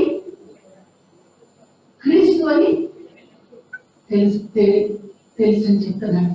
అప్పుడు ప్రభు అంటాడు, ఈ సంగతి నా తండ్రి మీకు బయలుపరిచితే కానీ నీకు తెలియదు అంటాడు. చూడండి 17వ వచనంలో, అందుకు యేసు, సీమోను బర్యోనా, నీవు ధన్యుడవు, పరలోకమందున్న నా తండ్రి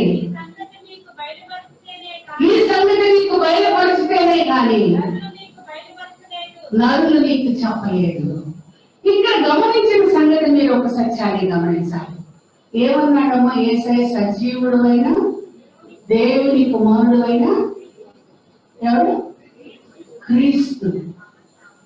మన జీవితంలో క్రీస్తు యేసు అనుభవం ఉండాలి, కానీ యేసు క్రీస్తు అనుభవం ఉండాలి. అది ఒక ఇది విధం. అది యేసు క్రీస్తు అంటే ఆయన జన్మము, జీవము, మరణం.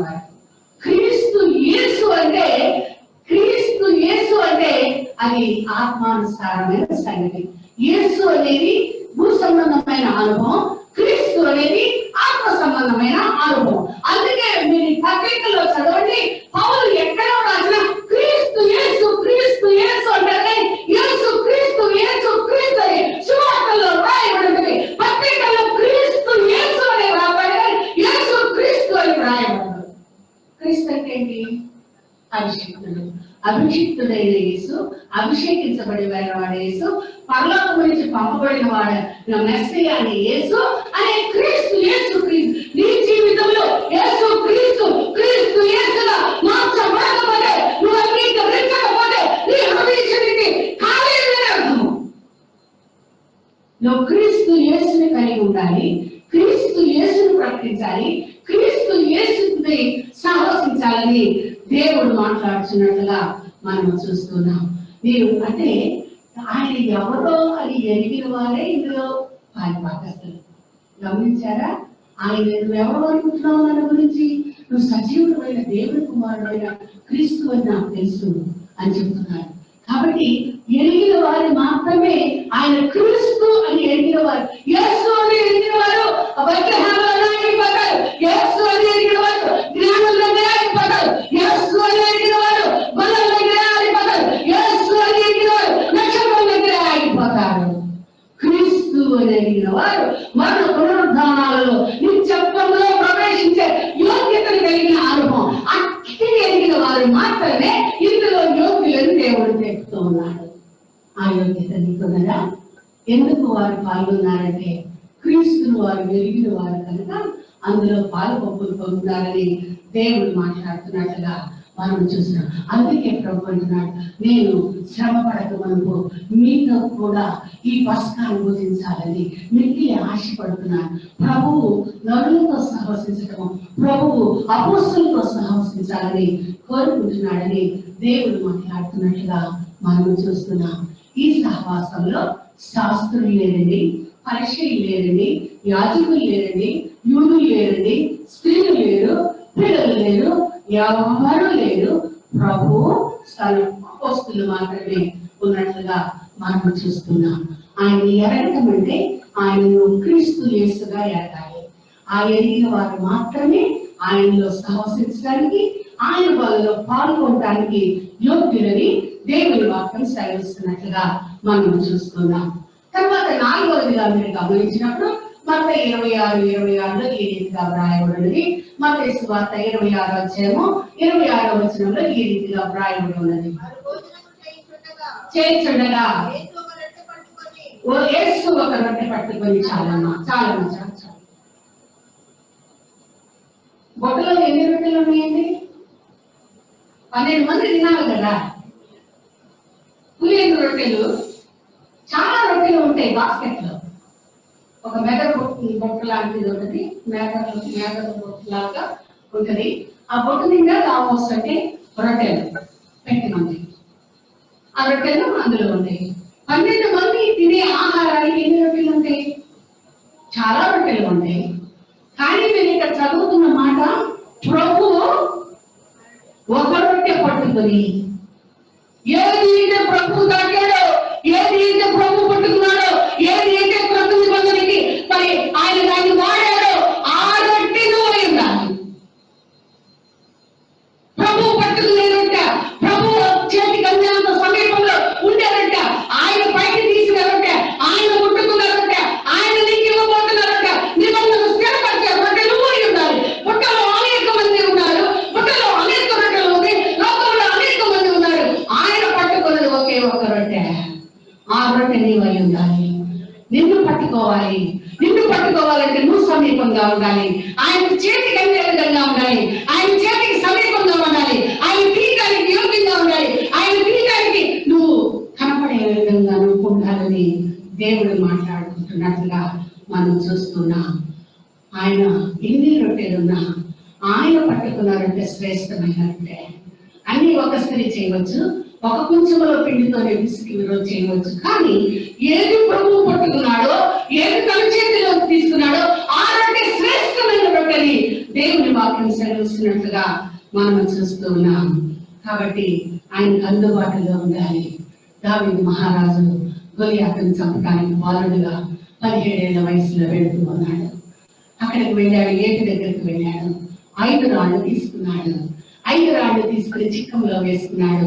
భుజాన్ని తగిలించుకున్నాడు. చేతిలో వడిసలు తీసుకున్నాడు. గొల్లియాతుని ఎదుర్కొంటున్నాడు. ఎన్ని ఉన్నాయి సంచిలో రాళ్ళు?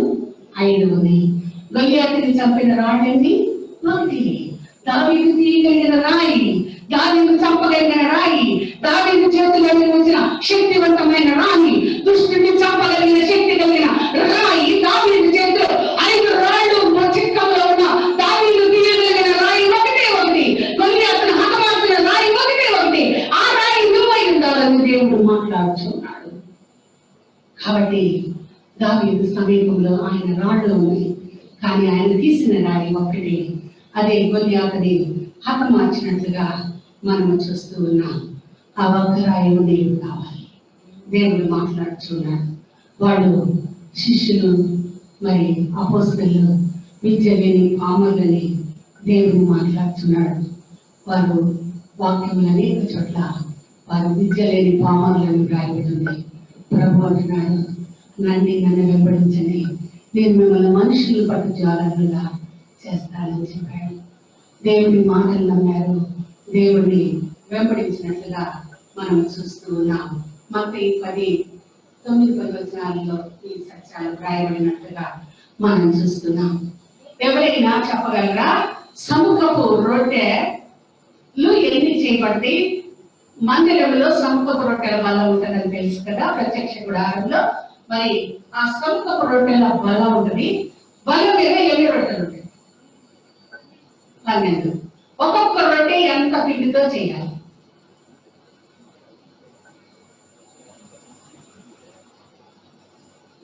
చూడండి, లేవికాండం 24 అధ్యాయము 5-6 వచనాలు.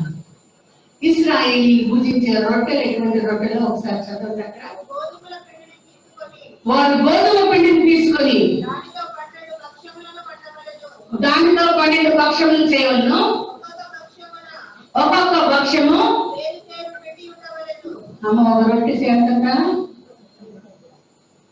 సేరు పిండితో ఒక రొట్టె చేయండి. మీరు చేయగలరా? సాధ్యమా మనకి? చూడండి, ఒక్కొక్క రొట్టె ఒక్కొక్క భక్ష్యము 12 అక్కడ చక్కగా తర్వాత 12 అయితే 6 దొంగలుగా ఒకదానికి ఒకటి సపోర్ట్ గా అవి నిలబెట్టాలని వ్రాయబడి ఉంది. ఒక్క రొట్టె సేరు పిండితో చేయాలంట. సేరు పిండితో చేసే ఆ స్త్రీ ఎంత గొప్ప స్త్రీనో! 3 మానికల పిండితో చాలా రొట్టెలు చేసి తండ్రి అయిన దేవునికి దూతలకి ఆహారాన్ని పెట్టిన 3 మానికలంటే ఎంత? 3 రోజులు 6 కిలోలు. 6 సేర్లు పిండి ఆమె పిసికిందంట. మనకు 1/2 కిలో పిండి వేస్తే ఏం చేసుకుంటారు పిల్లలు? 7 ఎట్లా కలపాలంటారు, నీళ్ళు ఎప్పుడు పోయాలంటారు. అసలు మరి ఇలా కూడా పుట్టుతున్నారో ఎక్కడ పుడుతున్నారో కూడా మనకు అర్థం కాదు. స్త్రీలు అంటే నా పిండి కలుపుతారు చేపరాదంటారు. 6 సేర్ల పిండి షారా పిసికి, మెక్కలి పిండి పిసికి రొట్టెలు చేసి తండ్రి అయిన దేవునికి ఆహారాన్ని పెట్టింది. ఇక్కడ చూడండి, సేరు పిండితో ఒక్కొక్క రొట్టె అంట. 12 కిలోలు పెసకాలి, 12 రొట్టెలు చేయాలి. కాబట్టి ఇక్కడ కూడా ఇశ్రాయేలీయులు తినే రొట్టెలు చాలా పెద్దగా ఉంటాయండి. ఎంత ఉంటాయి రొట్టెలు? మరి వాళ్ళు రుబ్బుల మీద కాల్చడం, పొయ్యిల మీద కాల్చడం, కట్టెల మీద కాల్చడం, పెనాల మీద కాల్చడం, అవన్నీ కూడా డిఫరెంట్ వేలో చేస్తూ ఉంటారు వాళ్ళు. అవి బయట కూడా అమ్ముతూ ఉంటారు. అందరూ వాటిని కొనుక్కొని భుజిస్తూ ఉంటారు. కాబట్టి ఆ రొట్టెలు మరి అక్కడ ప్రభు వారు శ్రేష్టమైన రొట్టెగా ఉంటారు. ఆయన చేతిలో రొట్టెగానే ఉండాలి. యాకోబును నీవు విరచితివి, ఆనాడు ఆశీర్వదించితివి. ఇశ్రాయేలుగా మార్చితివి. యాకోబును నీవు విరచితివి, ఆనాడు ఆశీర్వదించితివి. ఇశ్రాయేలుగా మార్చితివి. నీ చేతిలో రొట్టెను నేనయ్యా, నిన్ను యేసయ్యా ఆశీర్వదించు యేసయ్యా నీ చేతిలో రొట్టెను నేనయ్యా. ఎవరి చేతిలో రొట్టెవమ్మ నీవు? దేవుని చేతిలో రొట్టెని. ఎంత జాగ్రత్తగా నీవు ఉండాలి, ఎంత సమీప స్థితిలో నీవు ఉండాలి. దేవుడు పట్టుకునే రొట్టె, ఆయన చేతిలో గొప్ప రొట్టెలు నీవు కావాలని దేవుడు మాట్లాడుచున్నట్టుగా మనం చూస్తూ ఉన్నాం. ఆయన ఆ రొట్టెను పట్టుకొని చూడండి. మరి ఆ రొట్టె 19వ వచనాన్ని చదువుదాం ఒకసారి. లూకాసు వార్త 22:19. రొట్టె పట్టుకొని కృతజ్ఞతాస్తుతులు చెల్లించి, చాలమ్మా, రొట్టెను పట్టుకోవటం మనం చూసాము. ఇప్పుడు ప్రభు ఏం చేస్తున్నాడు? కృతజ్ఞతాస్తుతులు చెల్లిస్తూ ఉన్నాడు. రొట్టె తీసుకున్నప్పుడు రొట్టెను ప్రభు వారు వాక్యం చెప్పేటప్పుడు కృతజ్ఞతాస్తుతులు మనం కూడా చెల్లించాలి. ప్రభువా నీ శరీరాన్ని నాకు ఇచ్చావు అయ్యా, అయ్యా విరవబడిన శరీరం అయ్యా అని కృతజ్ఞతాస్తుతులు చెల్లించాలి. చెల్లించిన తర్వాత ఏం చేయబడింది? ఆ రొట్టె విరవబడినట్లుగా మనం చూస్తున్నాం. పట్టుకోవడం వేరు, కృతజ్ఞతాస్తుతులు. ఇప్పుడు దేవుడు ఏం చేశాడు? విరిచాడు. ఆ రొట్టెను విరిచినట్లుగా మనం చూస్తున్నాం. ఎవరైనా రొట్టె తినాలంటే రొట్టె తీసుకుని తింటారా? ఏం చేస్తారు? విరుస్తారు. ఏ రొట్టె అయినా, చపాతీ అయినా, ఏదైనా కూడా మనం విరుచుకొని తగినంత మరి తీసుకొని దానిని మనము తింటుంటాం. ప్రతి రొట్టె విరవబడుతూ ఉంటుంది, కానీ ఇది శ్రేష్టమైన రొట్టె, దేవుని శరీరం అనే రొట్టె విరవబడినట్లుగా మనం చూస్తున్నాం. హింసకుడు, దూషకుడు, హానికరుడైన సౌలును విరచితిని, పౌలుగా మార్చితిని. హింసకుడు, దూషకుడు, హానికరుడైన సౌలును విరచితిని, పౌలుగా మార్చితిని. నీ చేతిలో రొట్టెను నేనయ్యా, వీలు యేసయ్యా, వీలు యేసయ్యా ఆశీర్వదించు యేసయ్యా నీ చేతిలో రొట్టెను నేనయ్యా. ఆయన చేతిలో రొట్టెలు మనం అయితే ఆయన విరిచే రొట్టెగా కూడా మనం ఉండాలి. విరవబడిన అనుభవం కలిగి ఉండాలి. విరిగి తగిన బలియాగంగా నేను వెంబడిస్తానని పాడటమే కాదు, విరవబడిన అనుభవం మనం కలిగి ఉండాలి. మరి చూడండి, ధనవంతుడు లాజరు మనం చదివినప్పుడు, లూకా 16:20 చదువుకున్నప్పుడు, లాజరు ధనవంతుడు బలం మీద నుంచి పడు రొట్టె ముక్కలు తిన్నాడని వ్రాయబడింది. ధనవంతుడు ఏ రొట్టె అయితే తిన్నాడో ఆ రొట్టె ముక్కలు విరవబడిన రొట్టె ముక్కలు లాజరు తిన్నాడు. ధనవంతుడైన వాడు కూడా రొట్టె తినగా, ధనవంతుడైన వాడు కూడా రొట్టె ముక్కలే తిన్నాడు. పేదవాడైన లాజరు కూడా రొట్టె ముక్కలే తిన్నాడు. విరవబడిన రొట్టె తినాలి ఎవరైనా కూడా. కానీ ఆ రొట్టెలకు ఈ రొట్టెకి వ్యత్యాసం ఉన్నదని సింహం తెలుసుకోవాలి, విశ్వాసం తెలుసుకోవాలని దేవుడు మాట్లాడుతున్నట్లుగా మనం చూస్తూ ఉన్నాం. ఇద్దరు ముక్కలే తిన్నారు, కానీ వ్యత్యాసం ఉన్నది. ఒకరు పరలోక వారసులు, ఒకరు పాతాళ వారసులుగా చేయబడిన వారుగా ఉన్నట్లుగా మనం చూడడం. తినాలి అంటే విరవాలి అని దేవుని వాక్యం సెలవిస్తుంది. విరవటం అంటే శ్రమ అని మనం తెలుసుకోవాలి. రొట్టెగా ఉండటమే కాదు, నువ్వు విరవబడాలి, శ్రమను కూడా అనుభవించాలి. క్రైస్తవుడికి శ్రమే కిరీటం. క్రైస్తవునికి నా జీవితంలో ఎన్నో శ్రమలండి అంటారు. అది నీ జీవితానికి ఒక మహిమ కిరీటం అని నువ్వు తెలుసుకో. అది దేవుడు నీకు అలంకరించిన కిరీటం అని తెలుసుకో. దాన్ని జయించే శక్తి తగ్గ నువ్వు ప్రయాసపడు. అది నీకు ఉండాలి. క్రైస్తవునికి శ్రమ లేకపోతే క్రైస్తవుడి కానీ కాదు. శ్రమ జీవితమే క్రైస్తవ జీవితము. కాబట్టి విరవటం అంటే శ్రమ ఉండాలి. యోహాను 16:33 ప్రభు అంటున్నాడు, నేను లోకమును జయించాను. కాబట్టి మనము కూడా ఆ రీతిగా జయించాలని దేవుడు మాట్లాడుతున్నట్టుగా మనము చూస్తున్నాం. వెరవబడిన అనుభవం, శ్రమతో కూడిన అనుభవం నీ జీవితంలో ఉండాలని దేవుడు మాట్లాడుతున్నాడు.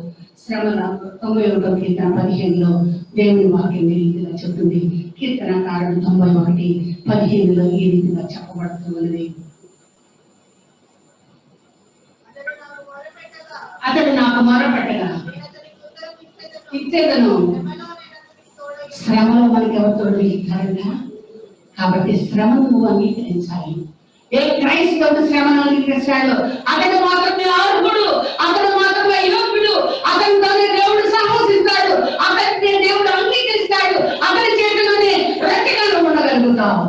విరవడానికి సిద్ధంగా ఉండాలి. నువ్వు రొట్టెగా ఉండటం మాత్రమే కాదు, కానీ నువ్వు విరవబడటానికి, శ్రమను సహించడానికి నువ్వు సిద్ధంగా ఉండాలని దేవుడు మాట్లాడుతున్నాడు. యోబు 42:5లో ఏం రాయబడిందో చూడండి. యోబు గ్రంథం 42:5లో ఏ రీతిగా రాయబడినట్టుగా మనం చూస్తున్నాం. వినికిడి చేత నిన్ను కూర్చున్న వార్త వింటిని, అయితే ఇప్పుడు వెరవబడ్డాడు యోబు. శ్రమలకు అంగీకరించాడు, శ్రమల గుండా ప్రయాణం చేశాడు, వెరవబడిన అనుభవం ప్రవేశించాడు కనుక ఇప్పుడు ఇన్నాళ్ళు నిన్ను గురించిన మాటలేదు కానీ ఇప్పుడు నేను కన్నులారా నేను చూస్తూ ఉన్నాను అంటున్నాడు. మనం అనుభవంలోకి రావాలి. శ్రమల్లో నుంచి దానిలోకి వెళ్తాం. దానికి మహారాజుకి తప్పలేదు.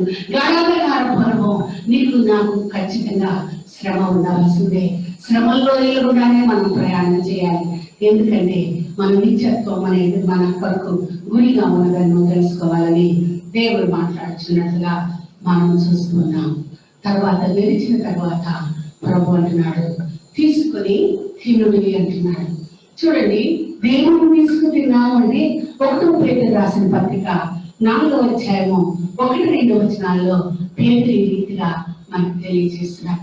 దేనిని మనం భుజించామో దేవుడు చెప్తూ ఉన్నాడు పేతురు ద్వారా. క్రీస్తు శరీరము శ్రమపడేను కనుక మీరును అట్టి మనస్సును ఆయుధముగా ధరించుకొని శరీర విషయంలో శ్రమపడిన వారు మిగిలిన కాలము మంజాసులను అనుసరించి నడుచుకొనక నడుచుకున్నట్లు పాపముతో జోలి ఇకనేమీ లేక ఉండును. చాలమ్మా. కాబట్టి శరీరము, క్రీస్తు శరీరము విడవబడిందంటే శ్రమలు అనుభవించిందని అర్థం.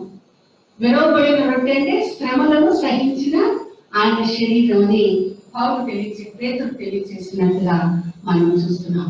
అప్పుడే నీవు ఆశీర్వదించబడతావు. పౌలు విరవబడకపోతే, సౌలు విరవబడకపోతే పౌలు అవుతాడా? కాడే. యాకోబు విరవబడకపోతే ఇశ్రాయేలు అవుతాడా? ఎంత పెనుగులాడాడు పెనుగుల్లో. ఒక దేవదూతతో రాత్రి అంతా కూడా పెనుగులాడాడు. ఉదయకాల సమయంలో దేవదూత యాకోబు తుంటి మీద పుట్టినప్పుడు ఆ రోజు సూర్యోదయం కావాలని యాకోబు కుంటిగా నడిచాడు. గమనించారా? యాకోబు శ్రమ ఏంటో తెలుసు. అందుకని హోషియా 12లో అంటాడు, మగసిరి కలవాడే మా మనుషులతోనూ దేవుడితోనూ పోరాడాడు యాకోబు అని రాస్తాడు. ఎంత గొప్ప మాటలో చూడండి, ఎంత గొప్ప ఆశ్చర్యకరం. నువ్వు వినవబడకపోతే, నువ్వు శ్రమ పడకపోతే నీకు ఆశీర్వచనాలు ఎక్కడి నుంచి వస్తాయి? ఎలా నువ్వు అనుభవిస్తావు? దేవుని శ్రమను సహించి నేను జీవించిన రొట్టెగా నువ్వు భుజించడానికి ఆయన శరీరం ఇవ్వబడుతూ ఉంటే నీవు కూడా ఆయన చేతిలో ఉంటే విరవబడిన రొట్టెగా నీ ఆశీర్వచనాలకి దేవుడు నీకు వారసత్వాన్ని ఇస్తాడని దేవుడు మాట్లాడుతున్నట్లుగా మనం చూస్తున్నాం. 2 కొరింథీ 2:14 విజయోత్సాహంతో ఆయన ఊరేగిస్తామని దేవుని వాక్యము సెలవిస్తుంది. యోసేపు అంతగా ఆశీర్వదించబడ్డాడు. యోసేపు ఫరో తర్వాత స్థానాన్ని పొందాడంటే ఎన్ని శ్రమలు కూడా యోసేపు వెళ్ళాడు. ఆ కళ్ళపరాలు ఉండే గుండెలో వెళ్ళాడు. ఇష్మాయేలీలకు అమ్మబడ్డాడు. ఇష్మాయేలీని తీసుకెళ్లి సంత విందులో ఐగుప్తులో ఉంచుంటే ఫరో కథదాసుని కొనుక్కొచ్చాడు. సంతలో ఉంచబెట్టబడ్డాడు యోసేపు. తర్వాత పొటిఫర్ భార్య వచ్చిన శ్రమ ద్వారా జైలు పాలయ్యాడు. జైలుకు వెళ్ళినప్పుడు కాళ్ళకు సంఖ్యలు వేశారు. ఆ సంఖ్యలతోనే అక్కడ పరిచయం చేశాడు. ఆ సంఖ్యలతోనే నమ్మకత్వం కలిగి ఉన్నాడు. ఎప్పుడు సంఖ్యలు తీయబడినయో తెలుసా? ఫరో కళల గురి భావం చెప్పడానికి సంఖ్యలు తీసి మరి వస్త్రాలు ధరింపచేసి పొతీఫర్ తీసుకుని వచ్చి మరి ఫరో ఎదురుకుండా నిలబెడతాడు. హెబ్రీయుడైన యోసేపుని అప్పుడు సంఖ్యల తీవ్రతి 105వ కీర్తన అనుకుంటా చూడండి. సంఖ్యల చేత అతని కాళ్ళు ఒక రాయబడి 105వ కీర్తన 6 వచనాలు సంఖ్యల చేత అతని కాళ్ళని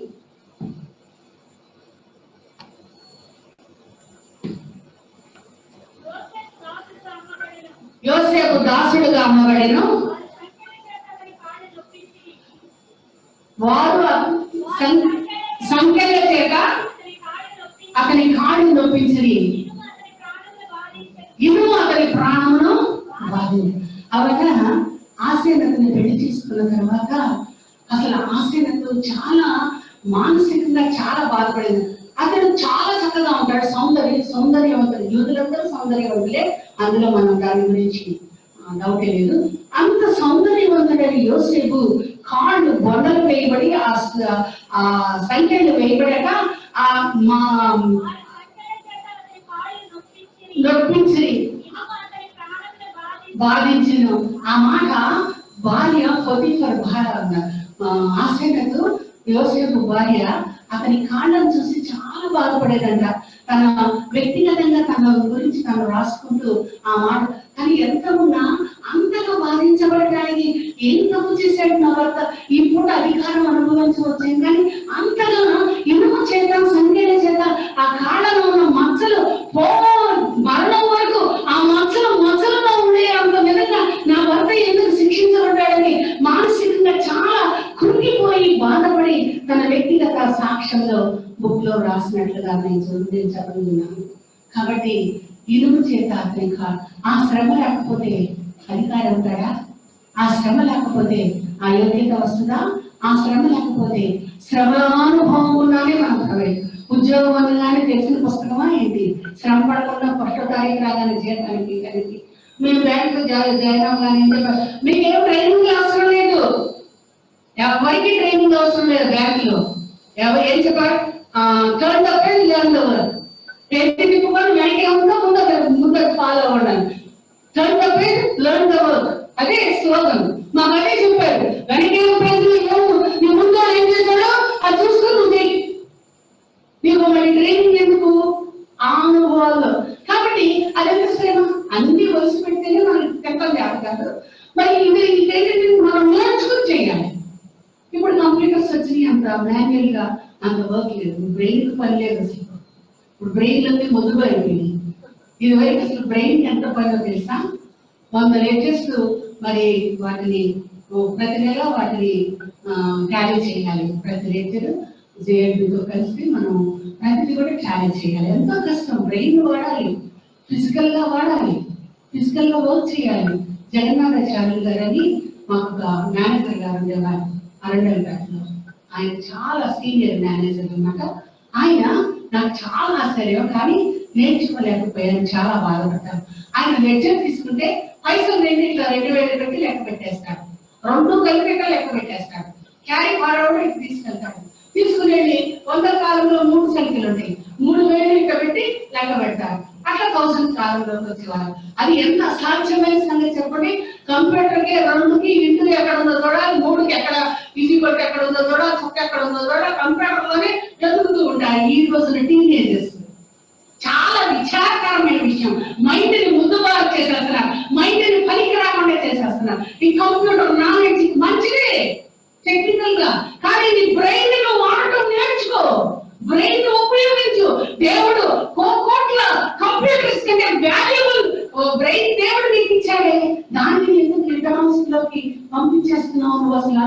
కాబట్టి పని చేయడం నేర్చుకోవాలి, శ్రమ పడటం నేర్చుకోవాలి. శ్రమ పడకుండా జీతం వస్తుందా?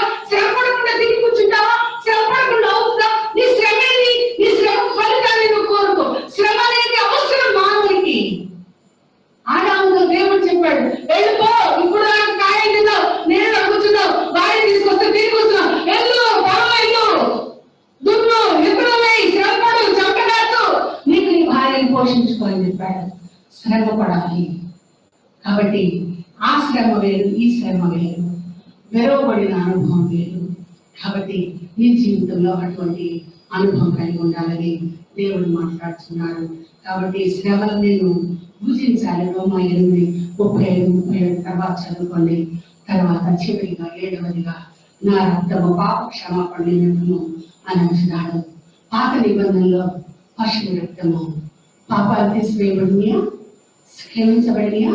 ఎన్ని పశువుల్ని, కోట్ల కొలది పశువుల్ని వధించారు, అయినా ఎవరి పాపని కడగబడిందా? కడగబడలేదు. కానీ ఇప్పుడు నిన్ను అంటున్నాడు ప్రభు. రోమా 8:1 చదువుదా.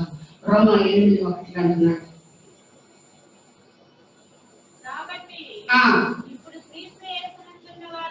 ఇప్పుడు క్రీస్తు యేసునందున్న వారికి పాత నిబంధన పస్కా పూజిస్తారు ఏమన్నా ఉందా? లేదు.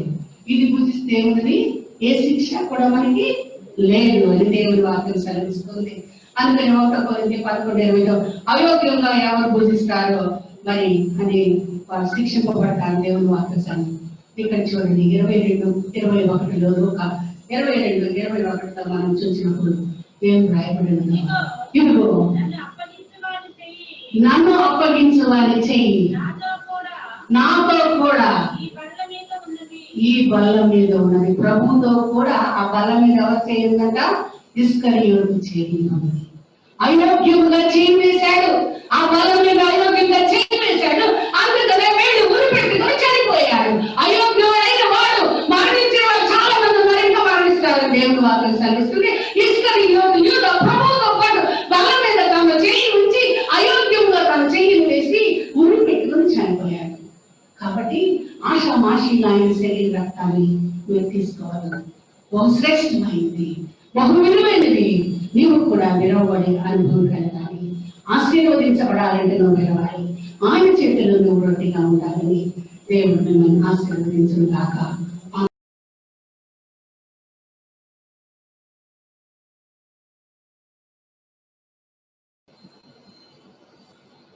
క్రీస్తునందు ప్రియమైన సంఘమా, దేవుని యొక్క శక్తివంతమైన నామమును బట్టి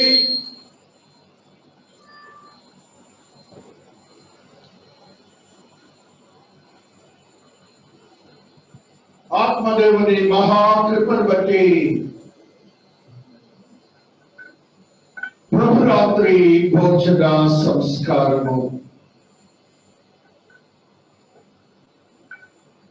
దేవాతి దేవుని యొక్క శరీరము, దేవాతి దేవుని యొక్క రక్తము పరిశుద్ధమైనది, అత్యంత పరిశుద్ధమైన స్థితిని కలుగ చేసే యోగ్యకరమైన స్థితిలోనికి మనము ఇప్పుడు ప్రవేశించబోతున్నాం. దేవునికి ఒకసారి స్తోత్రం. హల్లెలూయా. దేవుని మహోన్నతమైన మహాకృపను బట్టి, దైవాతి దేవుడు మనకు అనుగ్రహించిన యోగ్యతను బట్టి ఇప్పటి వరకు మనము అనేకమైన సత్యాలను ధ్యానించుకుని ఉన్నాం. Keeping all these things in mind, పరిశుద్ధత లేకుండా, పరిశుద్ధత పవిత్రత లేకుండా ఆయన శరీరమును ముట్టుకోవడానికి యోగ్యత లేదు, విరవటానికి యోగ్యత లేదు, భుజించడానికి యోగ్యత లేదు. అవి మూడు లేకుండా మనం దానిని స్వీకరించడానికి యోగ్యులము కావు. ప్రొవైడెడ్. ఆ స్థితిలోనికి నువ్వు ఎదగటానికి దేవాతి దేవుడు పశ్చాత్తాపము, నీకు నీవుగా దేవుడితో మాట్లాడుకోవటము, క్షమించమని అడగటము అనే యోగ్యతను కూడా ఆ సమయంలో దేవాతి దేవుడు నీకు అనుగ్రహించాడు పరిశుద్ధుడిగా ఉండడానికి. ఒకవేళ దేవునికి ఇష్టం లేనివి మన జీవితాల్లో కనుక ఉంటే ఆయన మనకు అనుగ్రహించినటువంటి పాత్రలోనిది స్వీకరించబోతున్నాం. దేవుడితో తెలియచేయండి, నేను పరిశుద్ధుడిని అయ్యాను అని ఆయనతో ఒక సంకేతాన్ని ఇవ్వండి. ఈ దినాన దేవుడు మిమ్మల్ని ఆశీర్వదించబోతున్నాడు. దేవుడికి స్తోత్రాలు చెప్పుకుంటాడు. హల్లెలూయా. ఆత్మదేవుని ఆత్మశక్తిని బట్టి పరిశుద్ధ గ్రంథంలో ఒక సత్యాన్ని చదువుకుంటాం. 1 కొరింథీ 10వ అధ్యాయము 16వ వచనమును చదువుకుంటూ వస్తున్నాం. మనము దీవించు ఆశీర్వచనపు పాత్రలోనిది త్రాగుట క్రీస్తు రక్తములో పాలు పుచ్చుకుంటే కదా. A question have been put by Holy Ghost today. మనము దీవించు ఆశీర్వచనపు పాత్ర.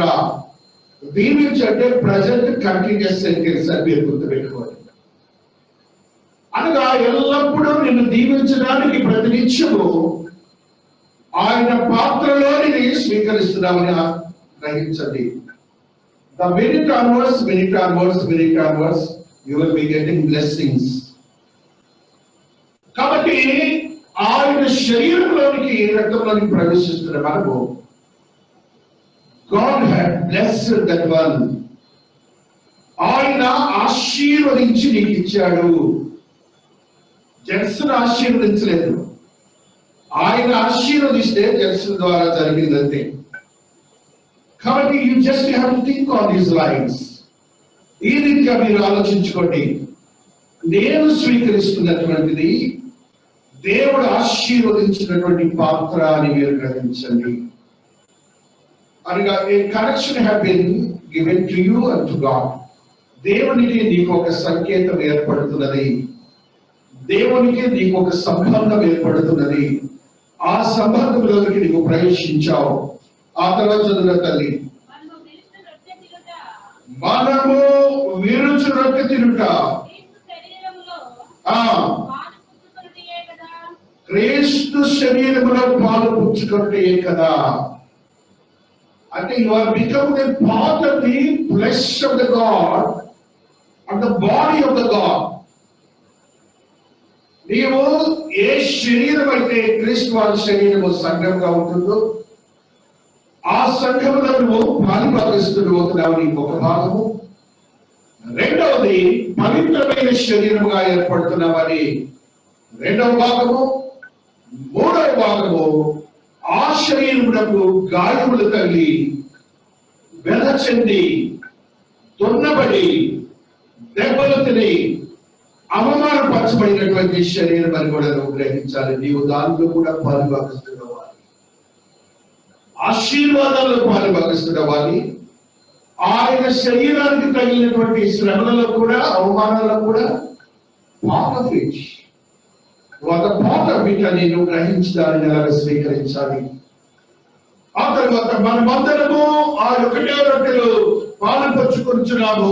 రొట్టె ఒకటే కనుక అనేకమైన మనము ఒక్క శరీరమై ఉన్నాము. అనగా మనందరినీ కూడా ఒక సహవాసంలోకి దేవుడు తీసుకొని వచ్చాడు. మనమందరం కూడా సహవాసములో దేవాది దేవుడు సిద్ధపరిచి ఆయనను ఆరాధించడానికి ఒక యోగ్యతను కూడా దయచేశారు. ఆ స్థితిలోనికి నువ్వు ప్రవేశిస్తున్నావు. ఆశీర్వచనపు పాత్రలోనిది ఈ పాత్ర.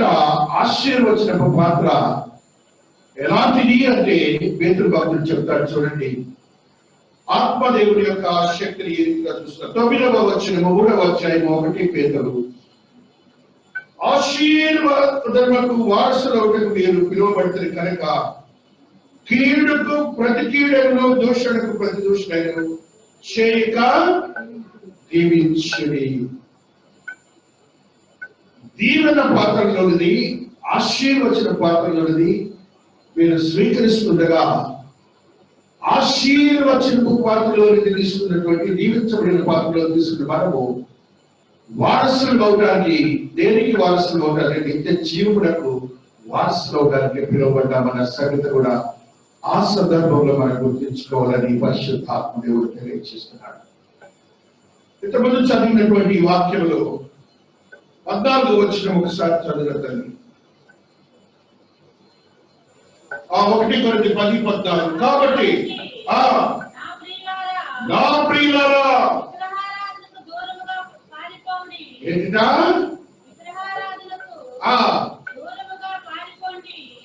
పొడి. బుద్ధిమంతులతో మాట్లాడినట్లు ఆ మీతో మాట్లాడుతున్నాను. ఆ నేను చెప్పు సంగతిని ఆ మీరే ఆలోచించుడి. మీరే ఆలోచించండి. మళ్ళా చెప్తున్నాడు, ఆప్షన్ మీకే వదిలిపెట్టాడు. ఆప్షన్ మీకే వదిలిపెట్టాడు. మీరు ఏ స్థితిలో ఉన్నారు?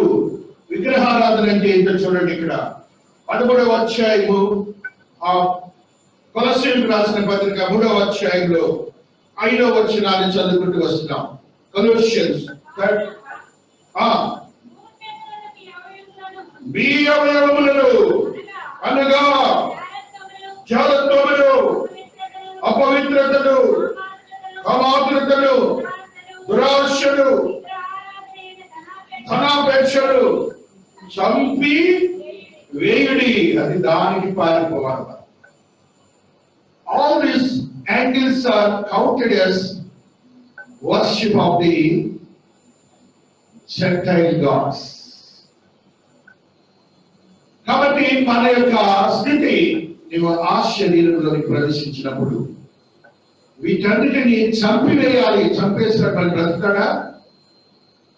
అవన్నీ రాకూడదు. అవి మన శరీరంలోకి, మనసులోకి వాటిని should have to be weeded out from the minds of the individuals. You have to shun it back. You have to shun it. కాబట్టి అతి ఆశీర్వాదం పొందడానికి ఆ యొక్క వచనంలో మనం చూసినప్పుడు ఇక్కడే మరొక సత్యాన్ని ఆయన తెలియజేస్తాడు. 20వ వచనమే 1 కొరింథీ 10లో, లేదు కానీ అన్ని జనులు అర్పించు బలుల దేవునికి కాదు. ఎవరికి రాశాడు రా? ఎంత కఠినంగా రాశాడో చూడండి. ఒప్పుకుంటారా మనం అంత చెప్తే? అంటే ఆత్మీయ సత్యాన్ని తెలియజేశాడు దేవుడు. వారితో పోరాడటానికి కాదు, మనము గ్రహించడానికి. కాబట్టి ఆ స్థితిలోనికి మనం వెళ్ళకూడదని వారితో పోల్చి మనతో చెప్తున్నాడు. అనగా వీటిని చేసే వారందరూ ఆ ఆరాధన చేసినట్లే, దయ్యములకు మీరు బలులు అర్పించినట్లే. అండర్స్టాండ్? ఈ గుణాలు కనుక చంపేయకపోతే విగ్రహారాధన అనే గుణాలు వాటితో పోయినప్పుడు మీరు దయ్యములకు బలి అర్పించినట్లే, దయ్యములతో మీరు విగ్రహారాధన చేసినట్లే చెప్తున్నారు. మీరు ప్రభువు పాత్రలోని దయ్యముల పాత్రలోని కూడా త్రాగనేరరు. ప్రభువు బల మీద ఉన్న దానిలోను దయ్యముల బల మీద ఉన్న దానిలోను కూడా పాలు పొందరు.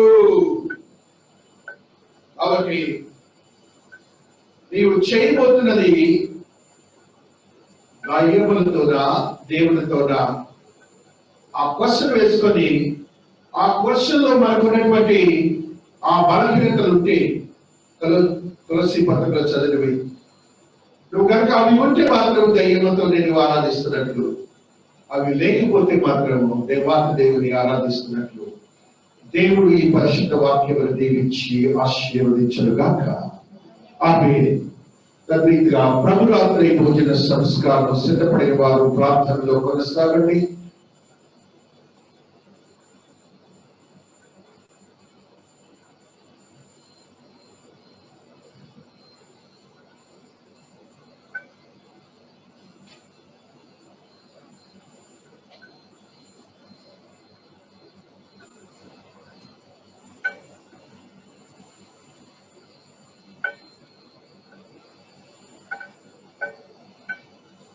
తద్రీతిగా సగమంత ప్రార్థనలో కొనసాగుతుండగా నేను మీకు అప్పగించిన దానిని ప్రభువు వలన పొందితిని. ప్రభువైన యేసు తాను అప్పగింపబడిన రాత్రి ఒక రొట్టెను ఎత్తుకొని కృతజ్ఞతాస్తుతులు చెల్లించి దానిని విరచి, ఇది మీ కొరకైన నా శరీరము, నన్ను జ్ఞాపకము చేసుకున్నకై దీనిని చేయుడని చెప్పెను. ఆ ప్రకారమే భోజనమైన పిమ్మట ఆయన పాత్రను ఎత్తుకొని, పాత్ర నా రక్తము వలనైన క్రొత్త నిబంధన, మీరు దీనిలోని త్రాగునప్పుడెల్లా నన్ను జ్ఞాపకము చేసుకున్నకై దీనిని చేయుడని చెప్పెను. రీతిగా సంగమంత ప్రార్థనలో కొనసాగుతుండగా ఆయన శరీర రక్తముల నిమిత్తము పాస్టర్ గారు మనల్ని ప్రార్థనలో నడిపిస్తారు. కృపా సత్య సంపూర్ణ పరిశుద్ధుడా, మీ పాదాలకు వందనాలు.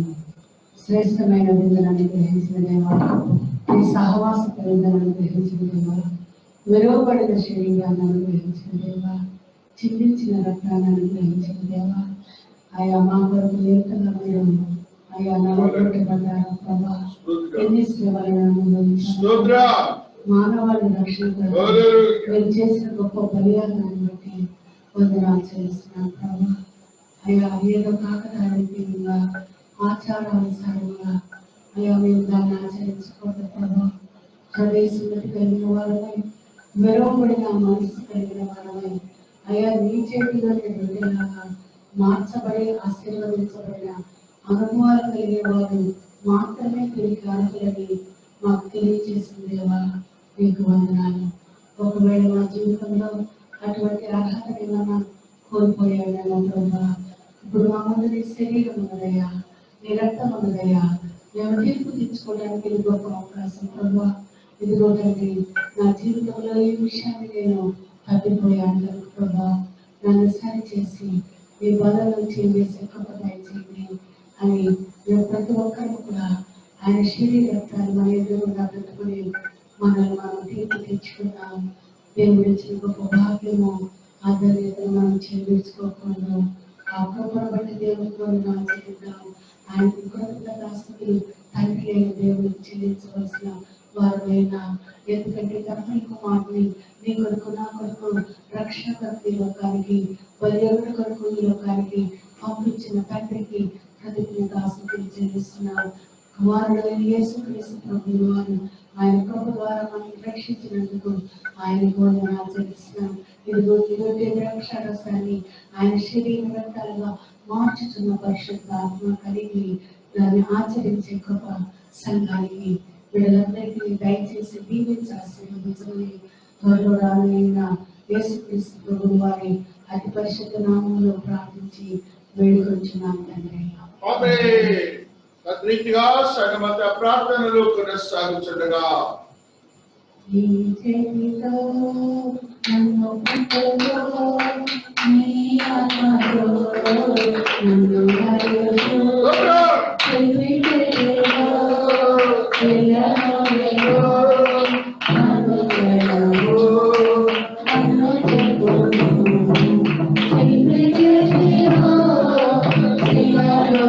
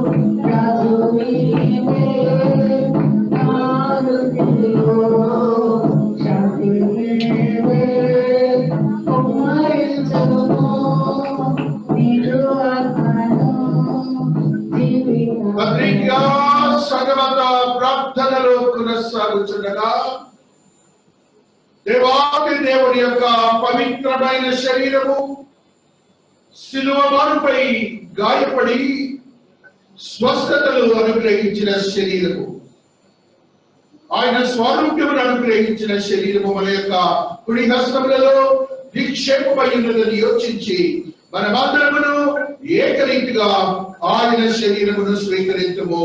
ఆమేన్.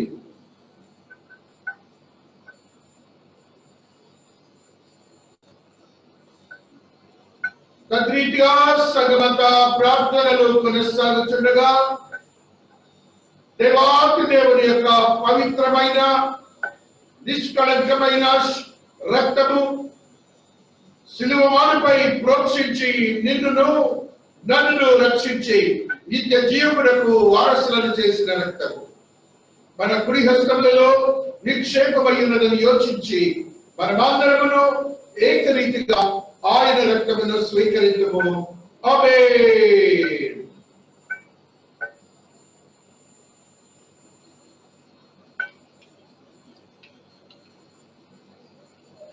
మహాపరిశుద్ధ స్థలములు చేర్చును మన యేసయ్య రక్తము.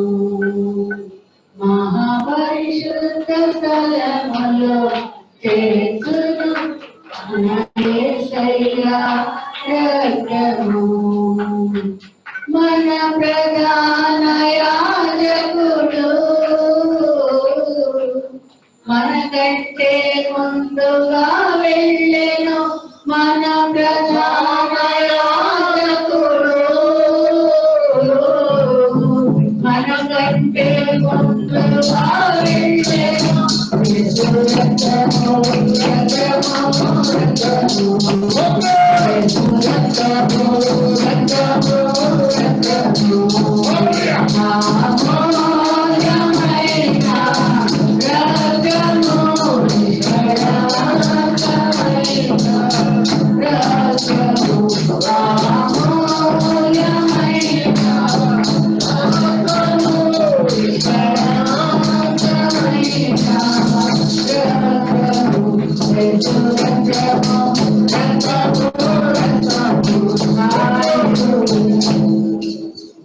ప్రార్థించుకోదము. నాతో ఏకీభవించండి. ఏకాత్మతో వినయ మనస్కులమైన దేవాది దేవుని ప్రార్థించినప్పుడు అద్భుతమైన ఆశ్చర్యమైన కార్యములు చేయగల దేవుడు మన దేవుడు. ఆయన నామము నజరేయుడైన యేసుక్రీస్తు ప్రభువారు. దేవునికి స్తోత్రం, దేవునికి స్తోత్రం, దేవునికి స్తోత్రం. హల్లెలూయా. శక్తివంతమైన దేవా, మీ పాద సన్నిధిలో ఉన్నాం తండ్రి. ఉదయకాలం మొదలుకొని ఇప్పటి వరకు నేను మీ ఆత్మ తాకుని మాకు ఇచ్చినందుకు స్తోత్రాలు. మీ ఆత్మలో నింపినందుకు స్తోత్రాలు. ఎంత మంచి దేవుడు ఉన్నాయన. పాపులైన మమ్మల్ని రక్షించుకుని నేను మాతో సహకరించడానికి మీరు ఇచ్చిన యోగ్యతను బట్టి కూడా కృతజ్ఞతలు చెల్లించు. ఎవరికి లేని యోగ్యతను మాకు అనుగ్రహించినందుకు కృతజ్ఞతలు చెల్లించుకుంటున్నాను తండ్రి. నా బిడ్డలందరినీ నేను ఆశ్చర్యకరంగా మార్చుకున్నందుకు స్తోత్రాలు. వారి వారి కుటుంబాలను ఆశ్చర్యకరంగా మార్చుకున్నలో భద్రపరచిన విధానాలు బట్టి స్తోత్రాలు. ఏ కుటుంబంలో ఏ సమస్యలలో ప్రతి సమస్యలో యేసు నామములో విడుదల చేయబడుగాక, విడుదల చేయబడుగాక, విడుదల చేయబడుగాక. చీకటి అంధకార శక్తులు యేసు నామములో బంధింపబడుగాక, బంధింపబడుగాక. ఆత్మదేవా, మీరు గొప్ప కార్యములు చేసే దేవుడు కూడా. ఆర్థిక సమస్యల నుంచి విడుదల చేయండి. శాంతిని సమాధానాన్ని భార్యభర్తలకు అనుగ్రహించండి. బడిలకు తల్లిదండ్రులకు శాంతిని సమాధానాన్ని అనుగ్రహించినందుకు కృతజ్ఞతలు చెల్లించుకుంటున్నా. ఎవరెస్టులకు ఇచ్చిన జ్ఞానం బట్టి, చదువును బట్టి, ఉద్యోగం బట్టి, వివాహం బట్టి, గర్భఫలమును బట్టి అనేక వేల వేల వేల వేల కృతజ్ఞతాభివందనలు చెల్లించుకుంటున్నారు తండ్రి. ఒక వాటిని టైం వేసుకుంటారు బట్టి కూడా కృతజ్ఞతాభివందనలు చెల్లించుకుంటున్నారు. ఏ బిడ్డకు ఏ అస్వస్థతలు ఉన్నాయో, ఏ బిడ్డలు అనారోగ్యంతో ఉన్నారో, ఏ బిడ్డలు ఆసుపత్రిలో ఉన్నారో, ప్రతి బిడ్డకు యేసు నామములో స్వస్థతలు అనుగ్రహించబడుగాక, స్వస్థతలు అనుగ్రహించబడుగాక, సంపూర్ణ స్వస్థులుగా మార్చబడుగాక, ఆత్మ కార్యంలో కలిగించబడుగాక. కృపా సత్య సంపూర్ణ ఉన్నాయా. చిన్న ఎదుగుదల జ్ఞానం వివేకముగా ఇచ్చేనా. వృద్ధులకు మించిన ఆదరణ బట్టి స్తోత్రాలు, స్వస్థతను బట్టి స్తోత్రాలు, ప్రార్థనలను బట్టి స్తోత్రాలు, కృపను బట్టి స్తోత్రాలు, ఆత్మీయతను బట్టి స్తోత్రాలు. నూతనమైన అనుభవంతో నింపుకునేందుకు కృతజ్ఞతాభివందనలు చెల్లించుకున్నారు. ఓ దాప్యము శాపము కలదు స్వామి. మీరే నమ్మలను ఆశీర్వదించి బలపరచండి. నివాసాన్ని విశ్వాన్ని మీరు ఆశీర్వదించినందుకు స్తోత్రాలు. ఎక్కడ రక్షణ స్వాతంత్రం ఉందో అక్కడ మీ కృప మాత్రమే సిద్ధీకరించబడుగాక. నువ్వు చక్రవర్తి చేసి మానవాళికి శాంతిని అనుగ్రహించబడును గాక.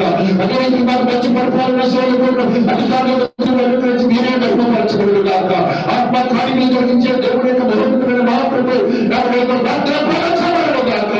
ఈ దేవుని ఏమైనా మనస్సులో కోరికలతో వచ్చినారు ప్రతి కోరికను స్పందించలేదా ఆశీర్వదించబడును గాక. మీ నుంచి ఆత్మతో నింపబడును గాక. కృపలో భద్రపరచబడును గాక. సిద్ధపడి ఉంచున్నారు వారి కార్యక్రమాన్ని మీరు స్వీకరించి వినూత్నవంతముగా చేశారు. స్తుతులు స్తోత్రాలు చెల్లించినట్టు తన కుమారుని యేసునామమున బ్రతిమలాడి వేడుకొనుచున్న తండ్రి అవేం పరలోక బంధువుల మాట్లాడండి చిత్తము పరలోక బంధువులు ఇచ్చినట్టు మాకు ఆహారం ఆహారించి బాధ చేసి వారు వేర్చిగా రాజ్యము శక్తి మహిమ ఆమె మన తండ్రి అయిన దేవుని యొక్క ప్రేమ కుమారుడైన యేసుక్రీస్తు ప్రభువు వారి కృప పరిశుద్ధాత్ముని యొక్క అన్యోన్య సహవాసము ఇక్కడ చేరిన ప్రతి బిడ్డకును ప్రత్యేకించి త్రియేక దేవుని మందిరములకును చుట్టుపక్కల వారిని మరి ప్రత్యేకించి ఈ దిన ఆరాధనలు పొందిన ప్రతి ఆత్మకును విశ్వాసకని ఆత్మదేవుని శక్తి కృప దయ కనికరము సదా తోడయింది. ఆశీర్వాదములతో నింపిన దేవుడు, కృపలో భద్రపరిచిన దేవుడు, ఆత్మతో శుద్ధీకరించిన దేవుడు, పరిశుద్ధపరిచిన నూతనమైన అనుభవాలతో నింపిన దేవుడు సదా తోడయింది. ఆశీర్వాదములతో నింపి ఆత్మ కార్యములు జరిగించబడును గాక. ఆమేన్. కుమార సుఖాత్మకులు